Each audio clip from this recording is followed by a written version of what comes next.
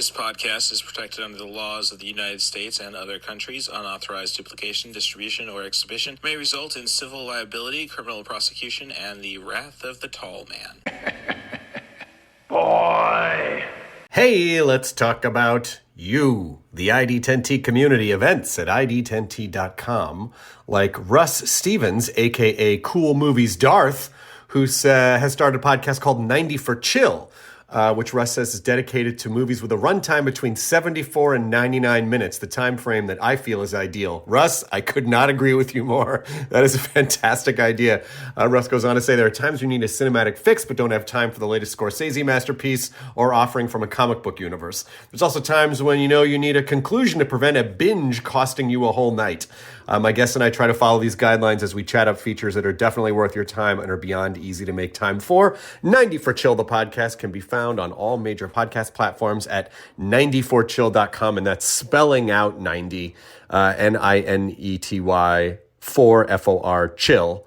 So there you go. Thank you so much for sharing, Russ. Really great idea for a podcast. Events at ID10T.com for everyone else. Checking out 90 for Chill, the podcast with Cat Bus Russ. This is your host, Cat Bus Russ.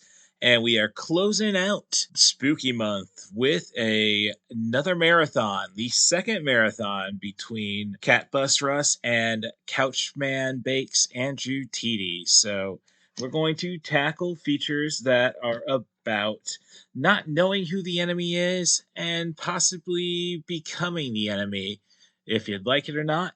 So we'll discuss films like The Faculty, Invasion of the Body Snatchers, and on the side of Who Is It?, Child's Play, and The Wraith. I also addressed Thing 2011. If you know where I'm going with that, then you probably have a good idea what the main event is going to be. And with all that said, we'll get to the trailer for the main event.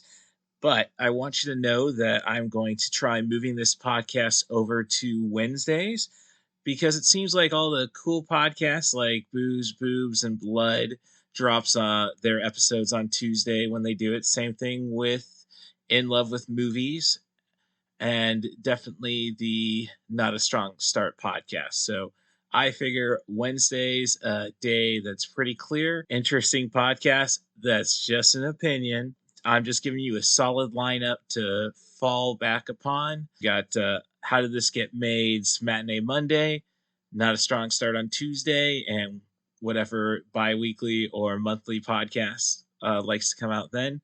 And we have the No on 15 all cast on Friday. So for you geeky movie guys and gals, I think I'm doing the best, making the best decision. So thanks for checking out 90 for Chill, the podcast. Rate and subscribe on your favorite podcast apps. And let's get on to the show. Little Hand says it's time to rock and roll. Bring the noise. 100,000 years ago, it found its way into our galaxy.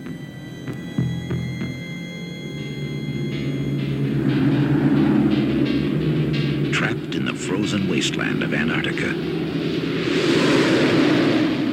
it could not escape.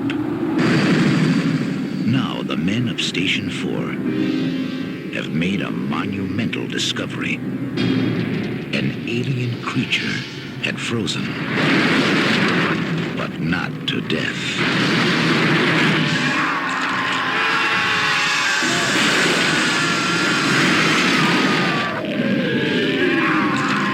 And man, It isn't Benny! is the warmest place to hide.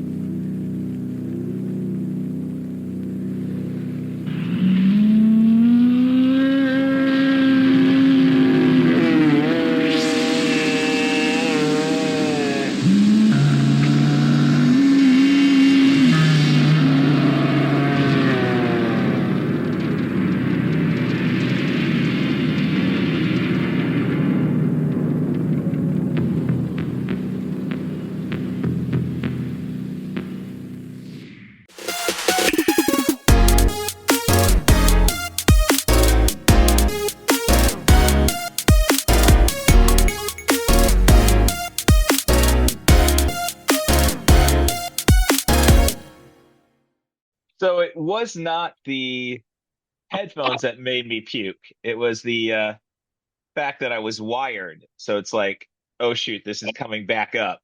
So I Oh, had to, it was more of an escape thing. You were right. So tethered. yeah, Okay, just like, okay. yeah, I hit my mute button. I'm coughing, Yeah, if you get the there's, wireless is wa- on, just like, yeah, I'm out. yeah, Okay. yeah, waving him on. And then of course of course the charge, I haven't warned them since I tested him out. So the charge is gone. So I'm still kind of wired. But with that said, grab the puke bucket right. No, it's It's I've had I've had two Irish coffees and more or less I'd say Kentucky, but it's a redemption rye, so that's Indiana. no, so yeah, Southern Indiana, if I'm not mistaken. Yeah, or Northern Kentucky. I don't give Southern Indiana or Southern Ohio. As a person that used to live in Indiana and would often travel down that way, I totally get it, and we're not offended. Okay.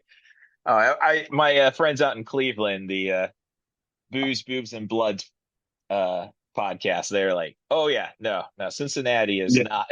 yeah, you hit that. Yeah, you hit that lower third of Ohio, lower third of Indiana. Yeah, you in Kentucky. It's very different from the other two-thirds of the state. Yeah, but enough to make it the conservative hotbed that it is. But we're not here to talk about politics, or No, not too much. I mean, we we probably. this is 90 for Chill, the podcast with Cat Bus Russ. This is your host, Cat Bus Russ. And on the other side, I have very proactive friend of the show. He got into the meeting before I was even up. I mean, I was awake, but it's like I get the email saying, "Hey, Andrew Tiede has joined the meeting." So it's Couchman Bakes Andrew Tiede. Hello, everybody.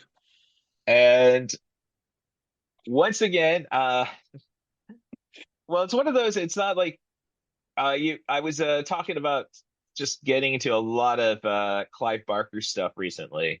Was at a Yeah. marathon slash. Well, it was supposed to be like a bonfire marathon out in between Ogden and Homer, Illinois, Okay. which was a Hellraiser marathon. After the first Hellraiser, 60 degrees is a lot colder when you're out in the middle of nowhere. So we took it inside, and it's like, oh shoot, we're gonna have to watch this on a 32-inch TV instead of a projector. So I'm not in sales at my electronics store, so I couldn't go and push yeah, you really need to get at least a 55, 65. You got the space for a 65. I don't know enough about TV, or I know enough, but not enough to sell them. So you came on and said, well, I'm being quiet because I don't really know Clive Barker, and that's fair. And then it's like, well, looking through my feeds, trying to clean everything up, getting ready to dump Twitter. It's just getting so Elon Musk keeps on making Yeah. changes that, I mean, Couldn't leave that enough alone. I know, like, is he going for the bankruptcy? Like, you realize you don't get money back. I've Yeah, been, that's not a refund policy. yeah, you are out $40 million, 10 times what it cost Disney to get the Star Wars franchise. It's insane. I know. I can't like you gotta give credit to the guys at Blue Sky. Jack Dorsey, the original owner. Like you were able to like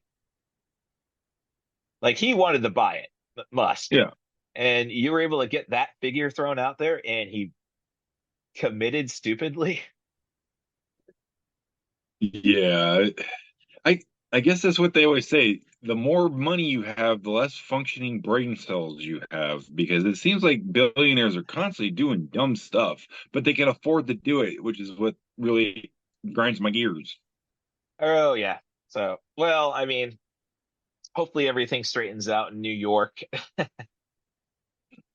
I mean, it's just an issue of how they're going to liquidate that presidential candidate, Nah. not just how they're going to liquidate him. Sadly, it's not going to put him in jail. Yeah, he doesn't pay it like. Then there's just guys who just don't pay anything, which I think is what Musk tried to do. Yeah. Like, oh, if it worked for Donald, surely. Yeah, because that's who I'd aspire to be like. A, Uh, a fake billionaire. well, I mean, is Musk really a billionaire when it's his daddy's blood diamonds? That, well, I mean, Well, I mean, and it's still inherited wealth. right. I mean, at least he's not an American. I mean, It's sad that that's his redeeming quality. yeah, we can just blame apartheid on him. And Yeah. not blame apartheid on him. I'm not going that far, Blame, Elon.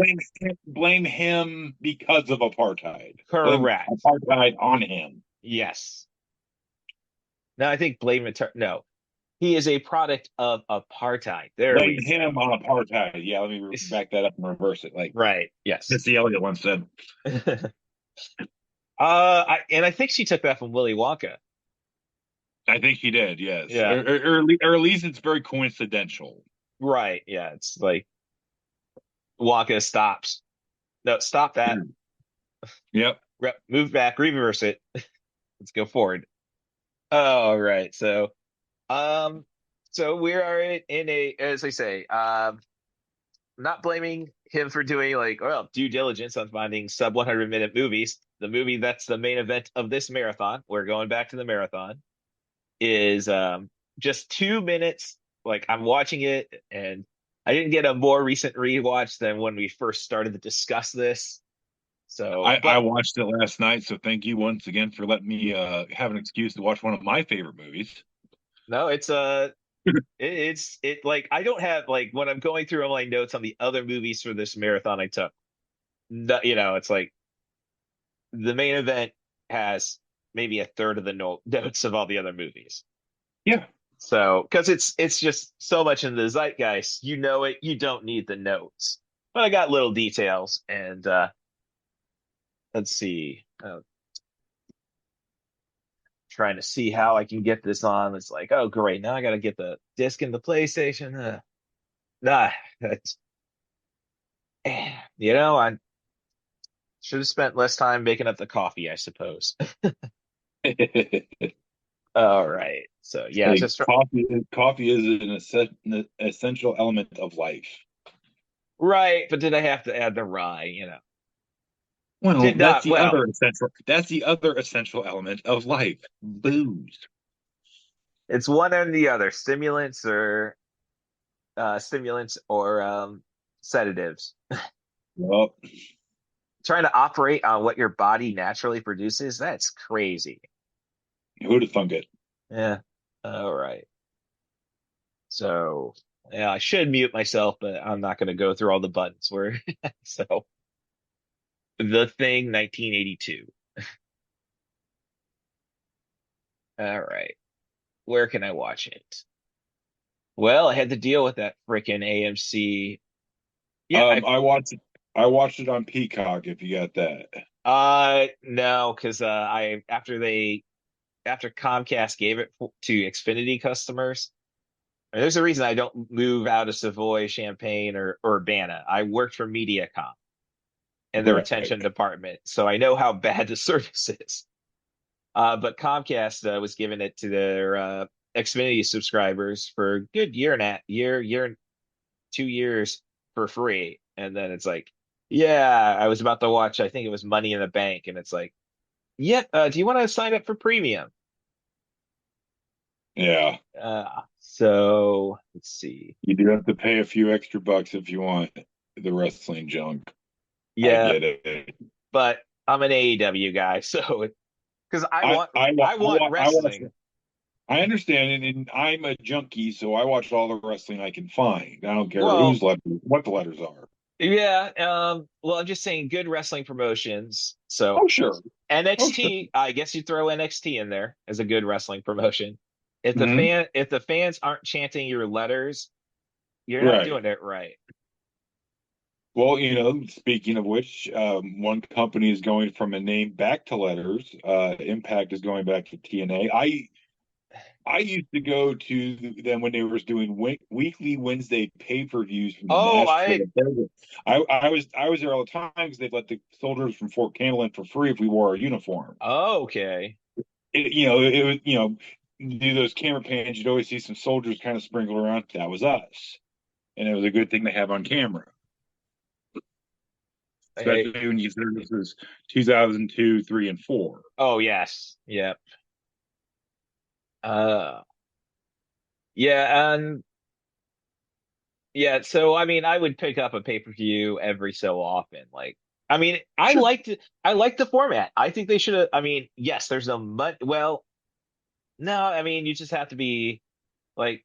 Perhaps AEW should have just taken that instead of. Well, and maybe they will do that if everything gets screwy with all the TV Dude, did you deals. freeze? Are you there? I have returned. I don't know what the heck happened. Can you hear me? Yep. Okay, I don't know what happened there. I'm gonna blame AMC Plus because their service, I think, is based on the idea that, oh, you're going to want to subscribe to all our individual services with how awful our platform is. I mean, I already have Shutter, so like, well, I can't obviously. So I've already canceled the free membership. But yeah, they have the thing right now. They have Thing 2011, which is part of the marathon element of this. Sure. And I think we got a good compare and contrast if everything is still the same. So obviously, cat's out of the bag. We are trying to get to the thing. And, Yeah, we, we and we can't stay away from Kurt Russell movies. yes, yes. So well, it's one of those like back when I was doing a lot of podcasts with Michael Dubois. I can't remember what he's referring him to himself as now. Just hope he's doing well. Yeah, I'll just have to put it that way. Good guy, and yeah, I mean, then it just goes into your own philosophies and what have you. And that's not necessarily fair to apply to anybody. Uh, True. right. So we were trying to do a Gene Wilder trilogy, and I think he may have just either got fed up with me, like sharing, hey, I need people to watch, what to listen to the show. Throw your, at this guy, at that person. I think he just got fed up with that, I suppose, and I don't know. Or when he tried to do a GoFundMe to just get like, okay, I'll throw you some money and I'm gonna go and share it. If you really, you're gonna do something that it's a tad shameless, you're gonna have to accept. But I don't know. It's so we were supposed to do a Gene Wilder trilogy. We did the producers and Willy Wonka, and just never got lost contact with the guy. Hmm. Or yeah, as I say, he's I think I would round that off with Young Frankenstein. I think that's kind of your obvious go-to. I think we're going with he wanted to do Sherlock Holmes' Lesser Brother or something like that. Ooh, gosh, yeah. Okay, I kind of that one was forgotten. Yeah. So all right. So yeah. So we're getting to the thing. So the theme is body snatching. And we kind of push it with at least one film a piece, I think. Yeah, But it's kind of sort of maybe a little fudging. yes, well, you don't know who the enemy is. Right, That's really what the premise is. It's just that body snatching tends to make it a lot easier. right. All right, so all right, let's hope the podcast goes well. There is the Malort, so all right. It seems to be settling all right. To my credit, it was a double podcast recording day. It Oh, was it was the second one, so I was already no, I understand, and yeah. that's why I very seldom hate doing more than one episode of Baking While Baked a day because, well, it it can get bad. Right. All right. So let's see. So we have our two theaters. Yep. Now I did temporarily on the uh Exorcist themed podcast with a Mind on Fire, John Romeo I think he's trying to convert his brand to a film worth fighting for. So we did a marathon to get to The Exorcist. Okay. So possession movie. So I gave him I gave him the keys to what was it, Squatchy Cinema House. Sasquatch Cinema House, yes. Yes, I gave him the keys for a day, for that episode. You know what? For Exorcist and good horror movies like that, I'm not offended. All right. So he was like, "Oh, I'm gonna add this. I'm gonna add this." No, no, no, no. It's kind of a game. You only get one thing. So he's giving you a full bar now. So you got your grill, you got your Okay. bar. We don't have seats in the cinema yet. Obviously we're not doing the screen drafts. Okay, bathrooms are an amenity. No, no, no, no, no. Plumbing, and they were joking throughout that, like, yeah, there's a Sure, bucket over here. But so plumbing and the 4K cinema, 4K projectors, all sure, sure. included. Okay, so you got your grill, you got your full bar. I went and added snacks to my popcorn grill. So what are you looking to add to my cinema again is the Six Raven Movie House or the Murder Movie House. Uh Um, I I actually didn't know I was going to get to add something, which is funny oh, because, but I did. I was thinking about that. Like, if I could add another thing, what would I do? This is a personal one, just because I would love it, but I think everyone would as well. The- Your seats are reclinable with a cup holder, and they massage. You're welcome. I can't fault that. That's in the realm of possibility. Oh yeah. So on Screen Drafts, the second episode, they went and like adding the amenities, and the one guy said, "Oh, in my bathrooms, you're gonna have soundproof stalls." It's like, okay, that's not real, Well, it would have to be like each stall would be like an enclosed room. right? And I'm sure they have them in Japan cinemas. Oh, probably. Yeah. They got all that shit over there. Oh no, no. I mean, I've got a bidet. I'd love to know what a full Japanese toilet is like.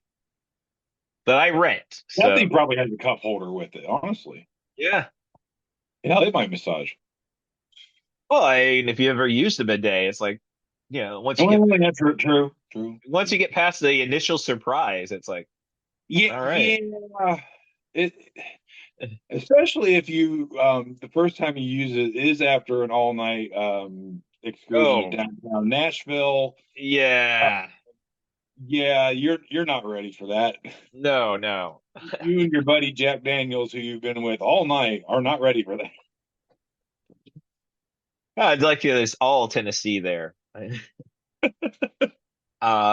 So all right. So yeah, seats are kind of important. I get that. I was at when I saw Barbie up in Rosemont. It was a freaking AMC, but they had reclining Mhm. seats. They had Mhm. they had a little tray. Yeah. Like, Like I remember the first time I did the reclined seat thing was we went and saw it was there in Savoy at that theater, but we went and saw Captain America: Civil War, and that was the first time I'd ever done the reclining thing. I oh, almost got, if it wasn't for the fact that movie was so intriguing, I'd have fallen asleep because that's how oh yeah. comfortable. Oh no, and no, it's like I can see that being an issue. Barbie was, I mean, the smartest movie of the year so far. So Which is a sentence I never thought I would say. yeah, it's. I mean, I'll be there for the push the best picture. I mean, I have not At seen. this point, it kind of has to be like by default. Like if they don't, they know there will be riots in the street. Well, I wouldn't say that because No, young people don't watch the Oscars.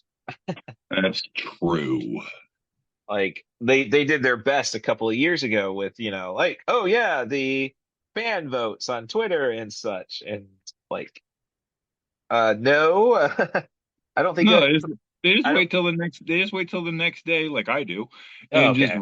read that stuff, or find out like anything interesting happened, like a couple years ago with Oh yeah. Tupac's cuck, I guess we'll call him, Nope, and that's very fair. Chris Rock. Yeah. Like, yeah, I would pick Will Smith in a fight, but if you're going to be known as a cuck, like Yeah, I'll put my money on Chris. I'll put my money on Chris Rock just out of exactly. principle. Yeah, like it's like okay, who's tougher, Philly or Brooklyn? That's pretty. That's a debate you could have for days. But in this fight, I think Brooklyn wins. Yeah, yeah. I mean, we're wrestling guys. There's going to be a run Yeah. in. Oh yeah. Uh, so yep. So that's so my amenity this week. It's like, geez, I'm gonna have to go with the AMC Rosemont and put the trays like yeah, reclining Okay. chairs. And yeah, no, but you get your tray, like and yeah, so I mean I need a spot to once I get my booze into the cinema to get it stationed. So seats with a tray. So that's what we're competing with. All right. So you got the full bar, you got the grill, I got a Yep. popcorn machine and all the snacks you could want and seats. Think you might now if but yeah, massaging seats. I think you might be pulling ahead finally because so many people when I ask grill versus popcorn machine, it's like tradition. Yeah, yeah, I get that, but it's also sometimes who's gonna say no to a burger? Well, at the price of food, honestly, like I when I was at Savoy, it's like, oh Dude. man, I should just go and buy the fatty stuff instead of the popcorn. They're charging this, they're taking care of nostalgia. They're charging you for the nostalgia. I So would say, yeah, the markup of popcorn amazes me so I much. and it's like, I mean, if it wasn't for this, there's just so many. Like it's usually I'll tell you I who I'll tell you who's not getting paid for that. The popcorn farmer. oh, all right. Well, we've already gone after Musk and Trump, so I don't know. We'll Okay, we'll yeah, say yeah, let's I'll save that for another day. That's personal. but no, it's That's not close to my heart. Close to my you're heart. you're not wrong. But Orville was a piece of shit. I I'm from Indiana. We're not far from where Orville's from, and I am also grew up on a farm, so I know. Okay, all right. So I guess it's like all right, the foreplay. Yeah. All right. Enough Getting teasing. right. So I don't know how well the thing's gonna air on AMC Plus. Because like you watch it, and if you're not Sure. paying it, you're watching AMC Plus. They still show you where they cut for commercials, and Oh then God. I'd say every third one they actually play a commercial for AMC stuff. So it's like the app doesn't work. This is what you're doing. Like, no, Hey, they already got your money, buddy. They don't care. no, they haven't got my money yet. Paramount Oh, Plus, okay. Paramount Plus, though. I've been surprised because I needed that to. I've never really had a complaint with them. Yeah, no, I was surprised when I like for a movie that I wanted to watch on this, and then eventually the movie on your queue, I think, like that like yesterday made it on the Paramount Plus. Gotcha, Like, gotcha. oh great, I don't have to deal with Peacock. I better say, all the movies I'm talking about, I actually got from Peacock. But again, I that's probably the one I use the most, just because I do watch so much wrestling stuff. Right. Oh, well, I have a New Japan World subscription, so if I Oh, really I've asked for that for Christmas.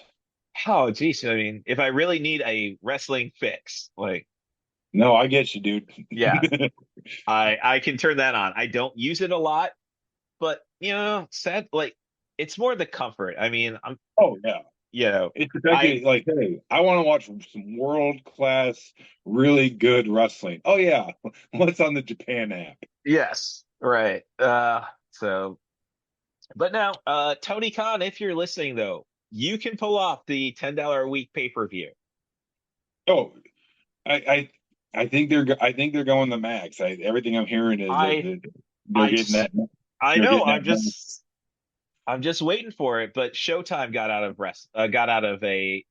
sports altogether. Yeah. So which that's I why mean, everybody's scared they, that, oh, we're well, gonna. they've been hanging on by a thread with sports since the late '90s, though. I mean, the fact that they actually milked another 20 years out of it. Well, they had money Mayweather, so Yeah, that's true. That was one of their bigger draws. I think probably the only reason they were kept around. yeah. But I love Strike Force. I love, I Bellator. It just takes so much time to get accustomed to Sure. And because of now, going back to letters with wrestling, another probably one of the original promotions got signed 2 TV shows with CW, NWA. I don't know, is yeah, doing that. yeah. I mean, which is weird because that's still Warner. Yeah. Like, No, well, I mean, no, no, no, no, no. I thought CW was kind of more. Oh no, they were with Paramount for a while, but yeah, they're Warner now. That's right. I yeah, I forgot. know. I think when like because CW is supposed to be the amalgamation of UPN, which was ESPN. Paramount, which still had a good grasp on it for a while after the merger with Yeah, Warner Brothers. like I don't even know what my TV is, honestly, but That's basically rerun central, baby. yep, Any yep, like the '60s, '70s, and maybe '80s and '90s if you're right, lucky. yep. No, I mean it's the same thing at Comet, all the other digital sub Yeah, channels.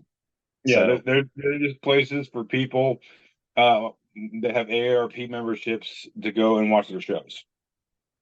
oh yeah, no, at my electronics store, it's kind of like I am glad I'm just glad I'm getting staff behind my position right now.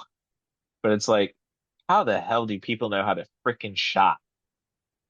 How do they I work. how do they survive the other 9 months of the year? Oh yeah, Like they come but up to no. me at like I got a complaint because I waited on somebody who was in the queue instead of the person who walked up to me. Like, I am the service department for a yes, internet company, yeah, and I just I've seen your shirt. and oh man, I have to deal with lots of different types of people, and I No, just decided that I don't like any of oh no, I was as again I worked for MediaCom in customer retention. So yep, I don't know how I've done it for 20 years. Like it was just something to do because it was easy. Like, oh, nobody blames you for quitting this job when you're, to pursue your pro wrestling career. them. But 20 years later, I'm still doing this kind of stuff. So prefer my liquor store job, but Yeah, all right. that was more helpful to me. Yes. No, what no, you need a new TV, what, every 5 years at worst? Yeah, I would say Yeah. five or so is pretty average. Yeah. Yeah. So I mean, I'm just saying Yeah. how long protection coverages that we offer go. Oh yeah, yeah. You So don't offer a protection package on the fifth. yeah. No, you better get that shit right. I'm sorry. You open that Dan Aykroyd vodka, it's yours. Oh, oh yeah. Of course, you pick an expensive one. Well, I mean, I shoot, it's like we got a holiday sale going. We're knocked $10 off of it. It's like I can't say I don't want to try it. I've always wanted to try it. I've just Yeah. a lot of times I have a hard time finding it, even there sometimes. Well, I mean, yeah, so it's like, and then I go and I see we have shooters of it, and those shooters are $10. Jeez. Yeah, so it's like, no, That's downtown Chicago price for a shot. You know what I'm saying? yeah, so it's like, yeah, no, I'm going to, yeah, I'll just buy the $40 bottle instead of while it's 40 instead of 50 at Yeah. that point, and they got a gift set anyhow, so cool shot glasses. Well, I need to get down there when I get paid here in a couple of days.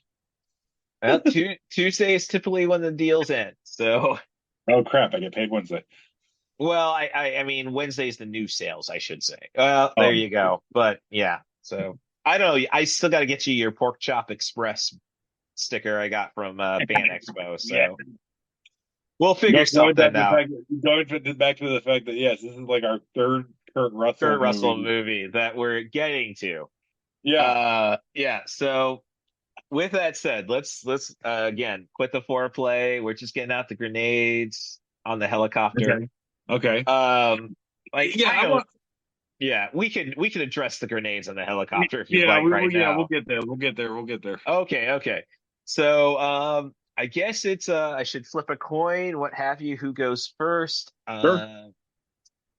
Yeah, I don't really have a coin. I don't like apps. Hold on, I got one. All right. All right, I'll let you call it. Okay. Tails. You you win, sir. I don't know how well you see I it, but you fail. All right. I elect to defer. So what's the first Okay. movie in your what's your 6 o'clock movie? My 6 o'clock movie is gonna be probably the tamest of the three movies I'm doing, and the fact that it was still rated R, but I'm gonna go with The Faculty from 1998. All right, we'll get so no, that lays the groundwork for me. So that's why I deferred. I watched it last night. As I said, it just Yeah, made it to same. Paramount Plus. That is the one it's been the longest since I've seen it.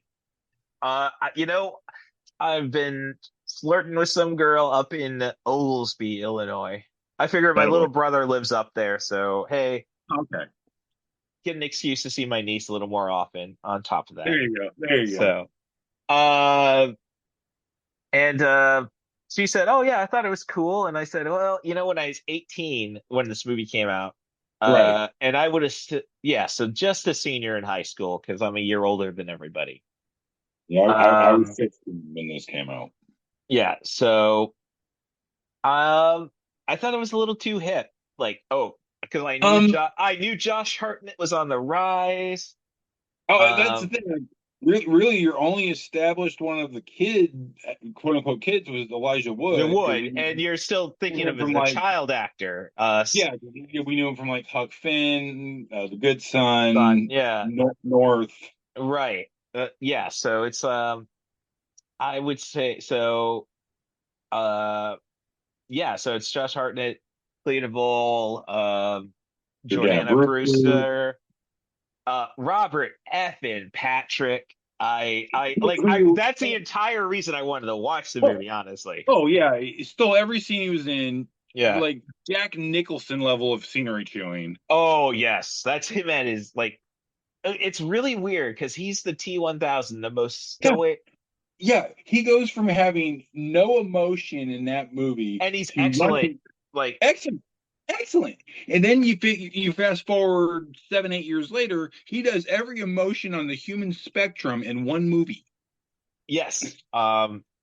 So, um, yeah, other people in the cast, Famke Janssen, like Yeah, she really needs to play the sexed up every movie. I don't care how old she is now.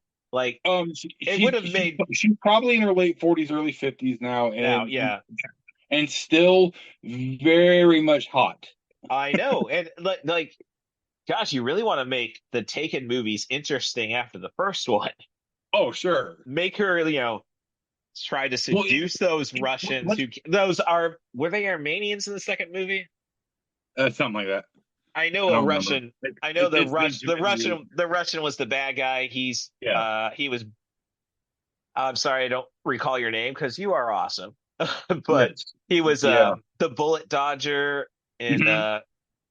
why do they call him the bullet dodger? Because he dodges bullets. But Boris the bullet dodger. There it is. yeah. But what's so awesome about this cast? Because you had a sprinkling of people who were known: Selma Hayek, Jon Stewart, Robert Oh, I Patrick. mean, classic Yeah. actress for hire, legendary actress, I should say. Piper Laurie. Oh yes, yeah. That was. But then you had so many people. This is what they did right before this happened. Yes. Elijah Wood.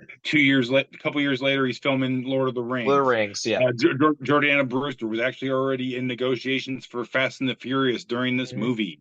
Yeah. Famke Janssen, like you Just said, off Goldeneye. yeah, As Goldeneye, and then 2 years later, she's in the X-Men. Yep. And This is the movie that so many people, Josh Hartnett blew up after this. yes, This is so many people's the thing they did right before the big one. I mean, even Jon Stewart. I mean, I Yeah, know movies never he, worked for him, but but I mean, this is around the same time that he was doing lots of stuff, indie and he movies. just got He just got the got Daily Show the next just year. got the Daily Slow Yeah, Show. So yeah, this is like kind of like you said, he does this, boom, Daily Show becomes like the biggest thing for a couple of decades, and Clea Duvall, most subtle actress of the time. and very underrated. I know, and it's like I She was could do reading. so much. She could do so much. Yeah, and it's kind of weird because I'm reading her wiki, and it's like um she always got lesbian characters or Yep. lesbian Yes. quote unquote Yeah. characters, and she didn't come out till 2016. But it's Yeah. kind of like I don't know if Hollywood kind of It's one of forced those. it. Yeah, it's one of those things. Like you said, foresight, or it's just like, Yeah, well, I said if Hollywood forced it because he was in her big breakout was, but I'm a cheerleader. oh yeah, Um, yeah, it's like yeah, it's one of those. I hate to say it's just the first one that came to mind. Well, no, I'll go with Nathan Lane. Like oh yeah, Nathan Lane's comes out. Yeah, no shit.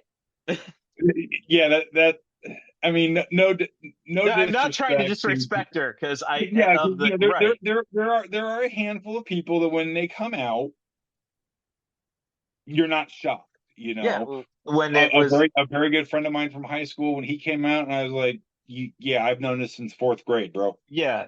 Um yeah, no, I had a couple of high schoolers. Like I think one guy subtly came out and then but didn't officially, like he was just throwing it out there. Like Yeah, he just told me he just told me he's gay, and it's like, so what's the big deal? And then, yeah. it's He wiggled his toe out of the closet and then kind of yeah, pulled it back in. right, yeah. Yeah, so I've got my wiring issues. And a girl who led to my 2006 bankruptcy with her heroin addiction. Like she said, oh, her grandma was a lesbian. And it's like, and I would say something like, well, and it's not fair. I just want to go, but like when people are saying, oh, this about people, and I say, I give them the benefit of the doubt saying that they're straight. I'm not gonna judge, and it's like, Yeah. why is that the benefit of the doubt? And it's like, well, because it's a lot easier being cis, See, sadly. this just must come from the fact that I've had three concussions. I was born 6 weeks early. I use a lot of herbal supplements. Whatever excuse you want to use, I guess I'm just dumb enough that I've never even thought about it. Like I honestly, Right. like Well, it just yeah. never even comes up in my stupid thought process. Yeah, no, as I say, it's like, well, that's like the one intelligent thing she said throughout this entire relationship. Like, oh no, I shouldn't be, like there shouldn't be a benefit of the doubt to begin with. Who cares Right, is what right. it should be. So all right, but all right, so I've addressed a couple of my notes there. Sure. Uh, so I mean, I'll say Christopher McDonald Hmm. is the most punchable face in all of Hollywood. I've thought that since Happy Gilmore. I know, but then he keeps doing stuff that makes you like, Oh yeah, I mean he keeps I reinforcing didn't this. want to kick you in the balls. I just wanted to punch you in the Yeah, face. and I don't even want to like give you the knockout. Like I just want to give you a straight jab. Yeah, I don't need to go for the big left hook to the jaw. I don't need to give you that. But let me right. just give you a straight, nice little jab to the eye or nose. Call it a day. Let's get a beer. Yeah, exact. No, you want to Yeah, hear you still want to hang stories. with the dude. That's the thing. Yeah, You want to punch him, but then you still want to hang with the dude, have a beer, and like, so what was it like filming Happy Gilmore? What was it like right. doing this? You know Oh what I'm saying? no. Like if you watch I'm rewatching Boardwalk Empire right now, and Yeah, he's like, okay. and it's like, dude, you're out scumming Steve Buscemi. Like, That I mean, hats off to you, sir. Like yes. it's I've heard it. And speaking of faces, Steve Buscemi's. I don't know if it's punchable. I don't know if it's lovable. I don't know what his face is. He is the pug of cinema. Yes, yes, yes, yes, yes, yes. That, yes. Like you hate it because it shouldn't look like that. But you love it because it shouldn't look like that. Yeah, exactly. Okay, yes. Steve Buscemi is the pug of cinema. You heard it here, folks. Here first, folks. Oh, yeah. I'm not, yeah. So, um, so yeah, it's so the first thing that gets me about the faculty is the frickin' first needle drop. Hmm. Like, Oh, yeah. and it just makes me think, oh gosh, we really like alternative music. I'd like to say was alive by that point, but no. I mean, I hear those arguments and I understand them, but you got to remember, I was 16. That was kind of my sweet spot. I So I again, get it, I got a little nostalgia right here, and right, I'm right, too. right in the I, search of your I'm too. perception. Yeah, I'm 2 years your senior, so it's like, God, it's like, and I guess like, uh, what was it? Shoot, wow. The Offspring album, like, because I bought the cassette. Yes, the Offspring album that song was on. I could picture the cover. Yeah, The right, name escapes me. Hold on, I'll think of it in like 10 minutes. right. So Ixnay on the Ombre was the one of the Gone Away, Yep, which do not listen to the acoustic version. Like, we brought it I've up at heard work. that. I've never done it, but I've heard it. We It's not something you want to listen to. Well, it's not an like, it's weird. So when I went and saw Weird Al in 1996, the Bad Hair Day tour, Oh yeah, they did a medley bit, and they did some songs that you're not going to hear in albums, probably permission issues, what have you. sure. And they did a laundry-based parody of "Come Out and Play." Okay. So, hey, Yeah. you Oh you yeah. putting that you got your Red Sox in there? Take it out. Oh You yeah. gotta keep them separated. Oh yes, many a junior high dance. I remember that song. Oh gosh, you had cooler dances at least. No, So all of our chaperones were just drunk. okay. Well, yeah. I grew up in the town of 37 churches, and they wanted to act like it was a town of 37 churches. Oh, Uh, poor you. yeah. So yeah, you can listen to the acoustic version of Gone Away. The front man's voice just sounds like Weird Al's. Okay, yeah. Yeah, so if you don't have that loud guitars, everything, it's like, yeah, there's no difference between Weird Al and that guy, and that's why I suspect they wouldn't prove a parody for an album. Yeah. Um, yeah, no, I'm still like, I know the entire album though, song by song. And it's like Mhm. I can't come up with a title. Mhm. And But granted, yeah, it was the ultimate, and this movie came out before that album, so sure. But I mean, this just kind of goes with the trend of a lot of late '90s, early 2000 movies of having banger soundtracks. uh, I think it was more of a like, oh, we have to have the soundtrack, a banger soundtrack with it. Like, Yeah, I'll definitely agree to that point. well, I mean, I'm just saying you're not going to find a Pulp Fiction soundtrack album because all the needle Sure. drops are like classics. Right. Forrest Gump, you want to buy that soundtrack because all the Oh yeah. songs are classics. Um, Now on like if you got genuine independent films like Gregor Mhm, sure. Rocky's Doom Generation, which I'm still trying to find on DVD. I know it was released. Um, like I got a VHS copy of it. Or yeah, I would say around 97, 96, when screenwriter Kevin Williamson Yes. did Scream, that's when all soundtracks went to shit for me. It's like I mean, I we get gotta that. stay he was basically like those movies basically try to cover every freaking element. Like Oh Scream, yeah. okay, it's a meta horror, but we still got slashers. So we got the Well, snooty people, we got the gore hounds, and now let's throw this soundtrack in sure. because Which play? my one of my guys who I would say is probably more credentials for initially training me in wrestling, or at least the, you know, I would say single A wrestling. Sure. Uh, let's see, Justin McIntyre was his ring name, Justin Clark. He used to run Springfield. And it was, I mean, he ran the Springfield promotion. And his like he would come out to like an end credit song off screen. Youth of America. Okay. Yeah. So it's like, But again, you bring up Scream and Kevin Williamson, which ties in again perfectly to this because yeah, the script for The Faculty was actually wrote in 1990 by two other dudes whose names right. escape me. Yes. And teen horror alien thing just wasn't going to work in 1990. It wasn't until Kevin Williamson did Scream in 96 everyone's like, "Oh yeah, we need teen horror movies." Yes. And so of course they bring in Kevin Williamson That punch it all up. to punch it all up. They originally wanted him to direct it, but he held off on directing until he did Teaching Mrs. Tingle. Right. Which is, I've never seen, but like, And judging by their Rotten Tomatoes score, you don't want to.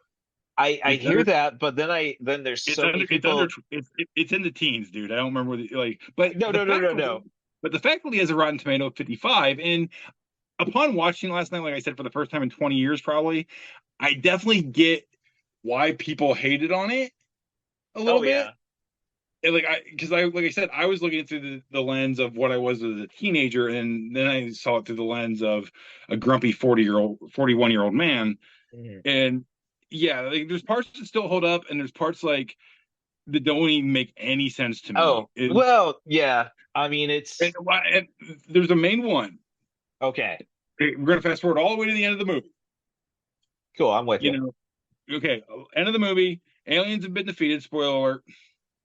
Teenagers are going back to not so normalized because they've all kind of shifted in their personality, right? A little bit, yeah. Except for one character, Elijah Wood. No. That bitch Delilah. Jordana Brewster, character. She has no change. She is still a bitch from the first time you see her to the end. And then you see our lovable nerd Casey, played by Elijah Wood, who, the first time you see him in the movie, he takes an elbow to the face. And, 2 minutes later, he gets ran nuts first into a flagpole. Yeah, I was kind of like, I rewound that. What's that?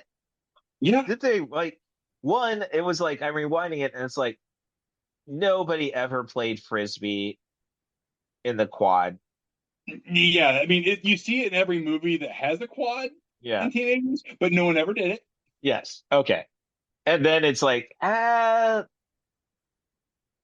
don't know. I'm glad for my own trauma, I guess, as a child. Like, I would not take I'd take a lot of bullshit, but I would not take, there's a point where it's like, I mean, like I'm convinced if this movie doesn't happen, that character Casey becomes a school shooter by the next semester. This is the late 90s after all. Yeah, not quite Columbine. School shooting was still rather personal at the time. Yeah, but like I said, I think he would have replaced the Columbine boys. Okay, yeah. I'm just saying, I like the good old days where it was postmasters who would just shoot randomly. Yeah, and not teenagers. Yeah, like a teenager brings a gun, they go in American History X somebody. Sure. But our poor nerd Casey, who becomes the school and town savior, essentially. Yeah. And he ends up with the worst possible human in the whole town. Oh, I don't know. Okay, this just says, hey, codependency issues. I've got plenty. Like, I mean, come on. He was just looking for someone to give him any kind of attention. Look at his parents. Oh, geez. Yeah. Well, Christopher McDonald, what can you say? Yeah. So in a classic, one little thing that he does, they do a scene where they're like searching his room for drugs and they decide to take away anything that he could have fun with, radio, internet, and like any teenage boy, he had some magazines under the mattress. Christopher McDonald takes those. We then go to another scene that happens many minutes later, continuity wise in the movie. Elijah Wood escapes out the window. He sees faculty members trying to get him. And now all of a sudden his dad's there, still holding the porno mag. I'm sorry, bud. Did we interrupt you? Not like I've been caught once, and it's not like if I had $1. yeah. I mean, but I'm just saying it's not like yeah, no, I suspect my dad probably like, oh, he's got a supply. Okay, I'm sure he's been using my supply. Yeah, so yeah. My dad had a whole box full, and Oh boy no, did no, I know it. oh no, I found my dad's, but I'm just saying, and I think dad found mine eventually. So I gave mine to my dad when I went to basic training. oh, okay. So thank you for your service. I'm sorry. I'm not a fan of using that just because of my politics. It's like, oh no, I'm yeah. not the biggest fan of hearing it sometimes. Right. So I just figured, well, if you're gonna ever say that, Russ, that's the best. Yeah, that's the time to do it. This gentleman gave his magazine collection to his old man so he would have stuff that was from this century. Yes. Because my dad still had stuff from the 80s when I graduated high school in 2001. Yeah, well, I don't want to go into my dad's stuff because I like there's Tracy Lord stuff. So that's why I say I don't want to discuss whatever he had. So, all right. So yeah, the faculty is Invasion of the Body Snatchers, but it does have some thing elements thrown into it. Yes. Because you don't usually I mean, we'll get to my stuff, but you get that test sequence, which is straight out of the thing. It's just straight up thing. These creatures are aquatic, so a diuretic like a caffeine-based drug, would defeat these things. So instead of a hot wire and blood, petri dishes full of blood, they're sniffing garage coke. And yes, right. I was about to say, what's the other elements, man? Like I almost wonder if this was a holdover from the 1990s script, because this just sounds like Nancy Reagan's worst nightmare. You're right. Yeah. I mean, the world is saved by drugs. Well, no, that's my final note. Well, no, and is it my final note? Hold on. Yeah. No, close to that. What I will say is Elijah Woods plays high, no better than. Oh, if you watch Willard. Yes, I'm almost convinced he might have did a bump of booger sugar or something before that happened, because he was too good. Yeah, he did high so good. And to say, you watch Willard, the FX series, where and he got high twice in that movie, and he played it different both times. Right. Because one situation he could trip and let it ride and be funny, but the other time he's getting chased by a giant extraterrestrial with way too many arms. Yes. And then, but my other note before I thought my most important note, I guess I should say, is always trust your drug dealer. Oh yeah, yeah. I mean, Elijah Wood gets credit for being like the main star of the show, even though in credit wise he appears last because they did it alphabetical. Yeah. And that's what happens when you have a last name down in the QRX, right? Yeah. My last name begins with a T. I get it. I'm down there. Oh no, I'm the S. You're right there with me. But anyway, he was kind of the star and like the main dude. Yeah. Josh Hartnett really is the unsung hero. His character is the unsung hero, unsung, savior, if you will, star of the movie. Because without, our genius, delinquent genius drug dealer who is repeating his senior year just because he really just didn't want, he was too lazy to do anything else. Yeah. He's like, I'm a genius. I just don't want to do anything else. Right. I want to sell drugs and bootleg porn and chocolate covered laxatives and condoms to school students forever, and fake IDs to school students forever. Yeah. Which is everything you see him sell in the first half of the movie alone. Yes. No. The fake IDs. And I love it, like when he said, so how's your other self to Danny Masterson? Jeez. Like, don't do that. Don't do that shit when you're just getting famous. Like, yeah. And then the other in the credit they actually known as the F off one and F off two. Right, I didn't right. realize that the other one was Wiley Wiggins, Uh, Mitch from Dazed and Confused. Okay. He was the the eighth grader going into freshman. Right, This was like only one of the only other movies he did. He didn't do in front of the camera stuff very long. yeah, He does a lot of behind the camera stuff now, right. but he only did a handful of movies, and this was one of them.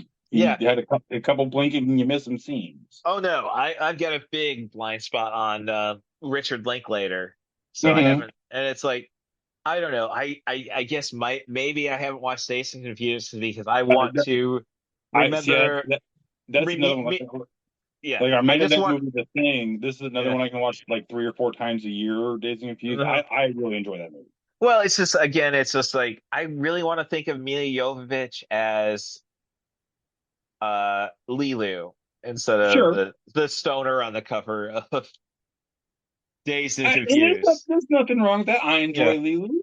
I enjoy her being the stoner hippie chick. Yeah, I mean, I know. it's It's Mila Jovovich. It's kind of hard not to enjoy her. oh no, no. I've watched so many bad Mila Oh, Jovovich so many. movies. So Mila, I love you, but you make some bad movies, and yeah, I still watch them. yeah, no, no. So yeah. All right. So let's see. You got, as I say, I better let you take the lead. I could go off on the soundtrack, like scenes where they start playing Class of '99's. I mean, yeah. I mean, don't And get then me they wrong. cut it off. They cut it off with some other crap Yeah, track. yeah. I mean, Never mind. We I have Creed doing yeah, 18 by Alice Cooper. yeah. I Soul mean, Asylum, School's Out. I'm gonna research, but yeah, and then the remake, of course, of Another Brick in the Hole. Raw. Yeah, Well, yeah. Sorry, I pregame. But yeah, I mean, like I said, I enjoyed the soundtracks at the time. Going back now, I can definitely see how it was a cash grab. yeah. It didn't add, with the exception of a very few songs and a very few movies. They You could have just gotten away with putting the one song in the movie. You don't need a whole soundtrack. You don't need Right. all the No, fun. it's yeah. No, it's basically we don't have a Men in Black, so Yeah, we need to create an entire album worth of stuff, sure. and it's There are some movies where albums absolutely do make sense. My favorite example is Queen of the Damned. yeah, no, well, Jonathan Davis did the like that's a Right. weird one because Jonathan Davis did all the vocals for the movies, but because of He copyright then issues, kind of passed off a lot of the songs to his buddies. yeah, no, I think Forsaken was that Disturbed? That yes, that was Disturbed. Okay, that was a good one, yeah. Oh yeah, I mean, I still rock that song. I mean, I Oh love no, it. Disturb, like I don't know, it's weird. Like I think Down to Sickness just kind of always leaves popular culture with like Disturbed as a joke. Yeah, I mean, I I enjoyed that song when I was It's again a good. that, that came out when I was a senior in high school. Oh I no, and I can yeah, appreciate it since if Richard Cheese covers it, it's a sure. good song. It's just one of those songs that suffered from overexposure. Yes, everybody's like, oh, do the see, Yeah, the bird mating call thing. yeah. So, I mean, I love the cast. Robert Rodriguez themed podcast, definitely in ZB Dumb. Sure. Because this one qualifies. I think at least one of the Machete movies. Hmm. Never mind El Mariachi. I mean, Oh yeah. Well, I mean, and Death and Planet Terror. Like, oh yeah. I yeah, mean, it's one of those things like in typical Robert Rodriguez fashion. Even though that he did have to deal with the studio a lot more than he normally does in movies. With this one, he still filmed the entire thing in Texas. yep. He still like Robert Rodriguez doesn't know what a hotel looks like, folks, because he goes home every night. Because the Mhm. homeboy built a movie studio in his backyard. And to his credit, like when I was at Fan Expo, and we're still in the SAG after strike. Sure, of course. Like they were basically saying people are. It was like you had freaking. They turned just guys looking for a paycheck into camera Nazis. Yeah. Like I'm trying to take a, well, I wasn't blatant about trying to take pictures. Like, can I shoot this from my hip? Yeah. Can I be more accurate than the stormtrooper? Because that's a problem with stormtroopers is because they never lift their gun to focus. I don't know much Well, about I think guns. also, I don't know if you've ever seen the classic diagram. If you look of the shape of a stormtrooper Stormtrooper helmet, helmet, yeah, like and then like the anatomy of the human skull, them eyeballs ain't lining up. yeah, right. But I'm just saying they always shoot from the hip though, and Oh it's yeah, like that too. Yeah, you. It wasn't until you got to like Clone Wars do you see people shoulder up. right. Yeah, no, which really like yeah, I get the propaganda element of it, the Sure. um indoctrination of like oh if you want people to enlist and all that stuff we got to have them be regular people and then of course we get to I'm gonna say the Force Awakens. It's like oh no we Oh pick yeah. the kids out and we breed them. You breed them to be such shitty shots. Yeah, like as a guy who owns many types of dogs and knows a lot about dogs, because my uncle used to be a dog breeder, you want the good traits. You know what I'm saying? You don't Right. want the derp. You want like, hey, when I say fetch, you go do that. Yeah. So if we're breeding people to be soldiers, maybe get rid of the ones with stigmatism, eye problems, and bad hand-eye coordination skills. Right. Well, as I say, it's not until they massacre the entire village at the beginning. It's like, do Right. you ever see a stormtrooper? Shoulder up. Yeah. So, oh, now you want to hit your shit? Come on. Yeah. Uh, so, First, first day of rifle training when I was in basic training, they're like, if you are a country kid, raise your hand. Of course I do. If I catch any of you hicks, the direct quote from my drill sergeant, if I catch any of you hicks shooting from the hip, you will never know what it's like to sleep again. And that was the day I stopped shooting from the hip. oh, I mean, I there was only a slight window that I ever thought about enlisting. I mean, junior high, I was an Iron Eagle fan, so it's like, yeah, I want to Sure. be Air Force, and it's like Oh yeah. you realize you're 5.5 feet tall in good in good shoes. Uh, and my did suggest it in high school. Well, you really want to do yourself like you have your mom, your grandma has people in the Republican Party close to Ray LaHood. Like, nah, that's and no. After when 9/11 hit, it's like if we declare war in 48 hours, I'll enlist. See, I didn't And have a choice because we're and basically, so we're gonna spend a month crying. yeah. I No, didn't I have am. much. I didn't have much of a choice in that particular scenario because I had 2 weeks left of basic when 9/11 Oh, happened. I'm sorry. Yeah. They already had me. I was there to chase girls and get college money, folks, and get out of my town of 1,000 people. Yeah. So I'm just saying, it's like that's the entire like when we're watching Forrest Gump, my dad's Yep. laughing at the initial scene of the drill sergeant, Oh no, and it's that like, happened.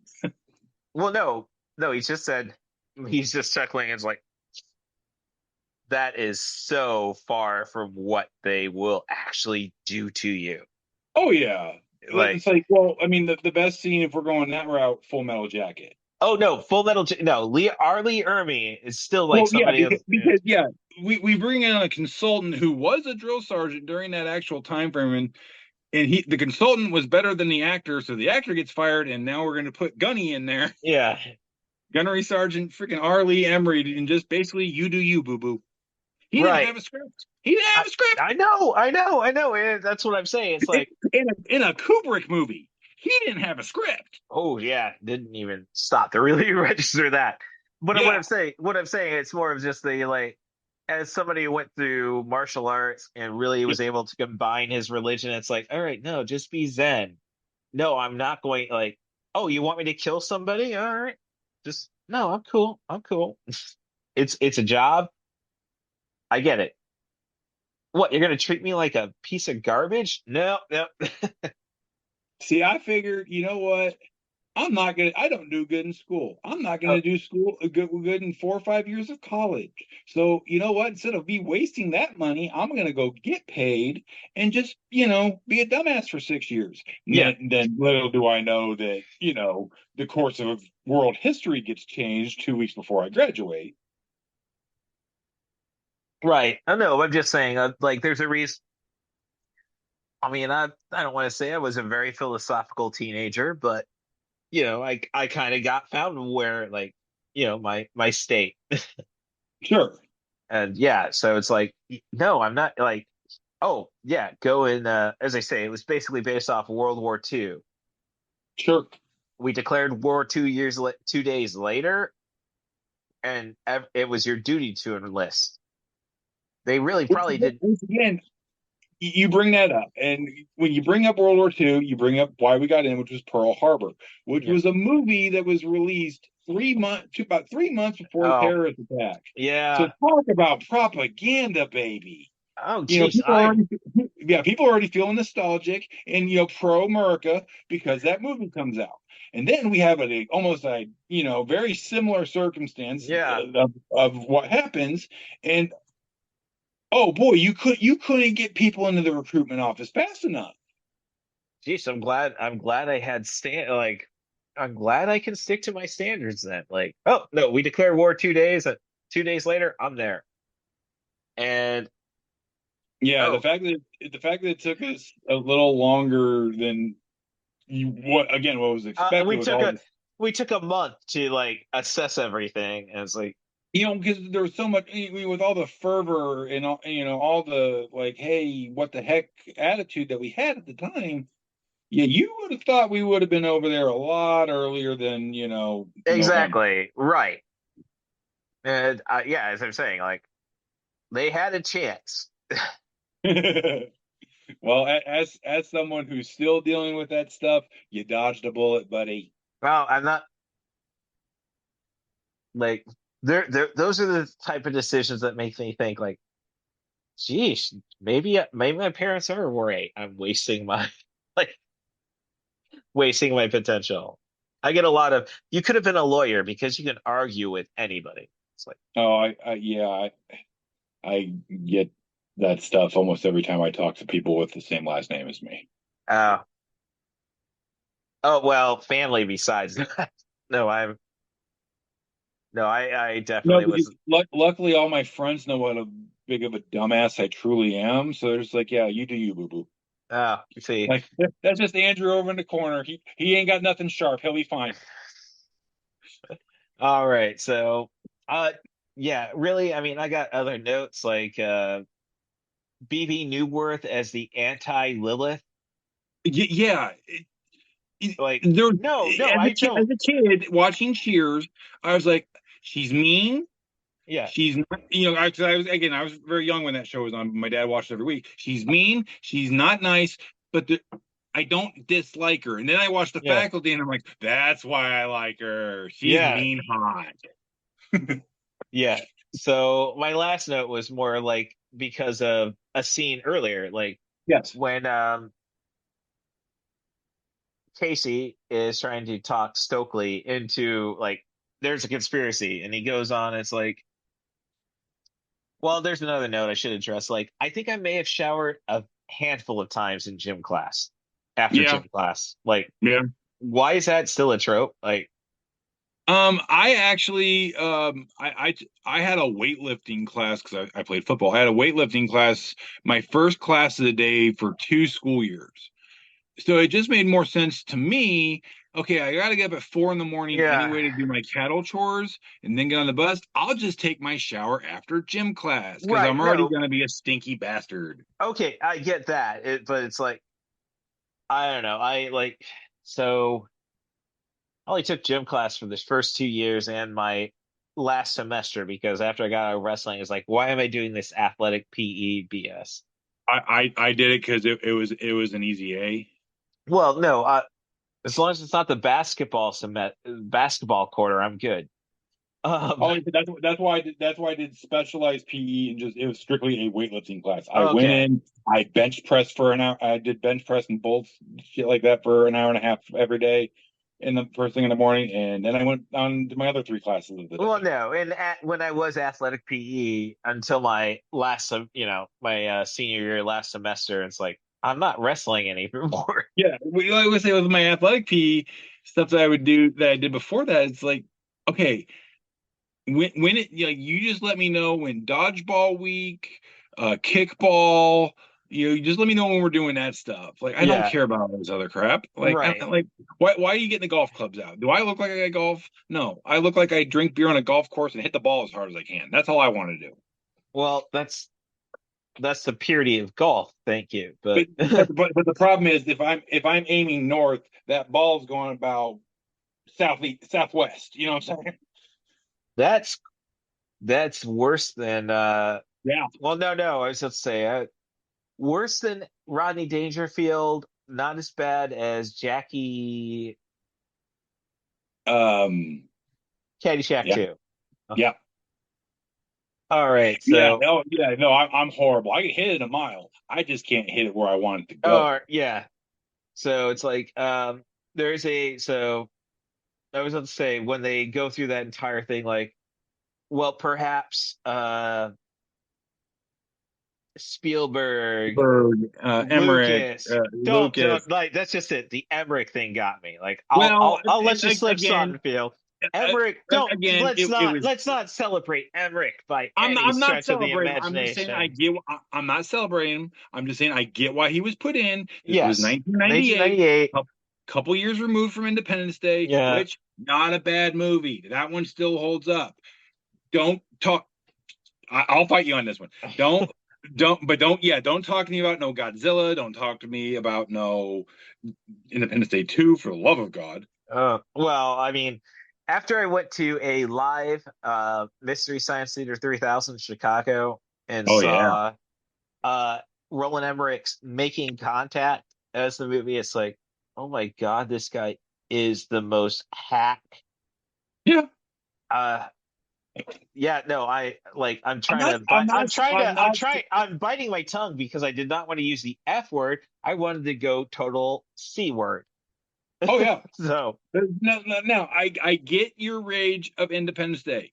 I enjoy the movie for its no, faults. no. Oh no, I that's just it. It's become a great bad movie. yes. Okay. Well, at least yeah, that okay, we're at least we're on the same page. Yes. I mean, okay, I'll give him Universal Soldier. Yeah, that one odd, but it works. I mean, you gotta appreciate any Van Damme movie where they give an excuse for Van Damme's accent. Yes. So, oh, you were born in Louisiana and you were frozen Well, I mean, for come 20 on. years. He did a couple movies where the Louisiana thing is probably he did Hard Target around the same time, Yes, yeah. No, I'm which just saying lean into that shit. That's which what I'm saying. which we'll talk about this actor later. But the unsung hero of that movie, Wilford Brimley with a Cajun accent. Oh, this is very bad.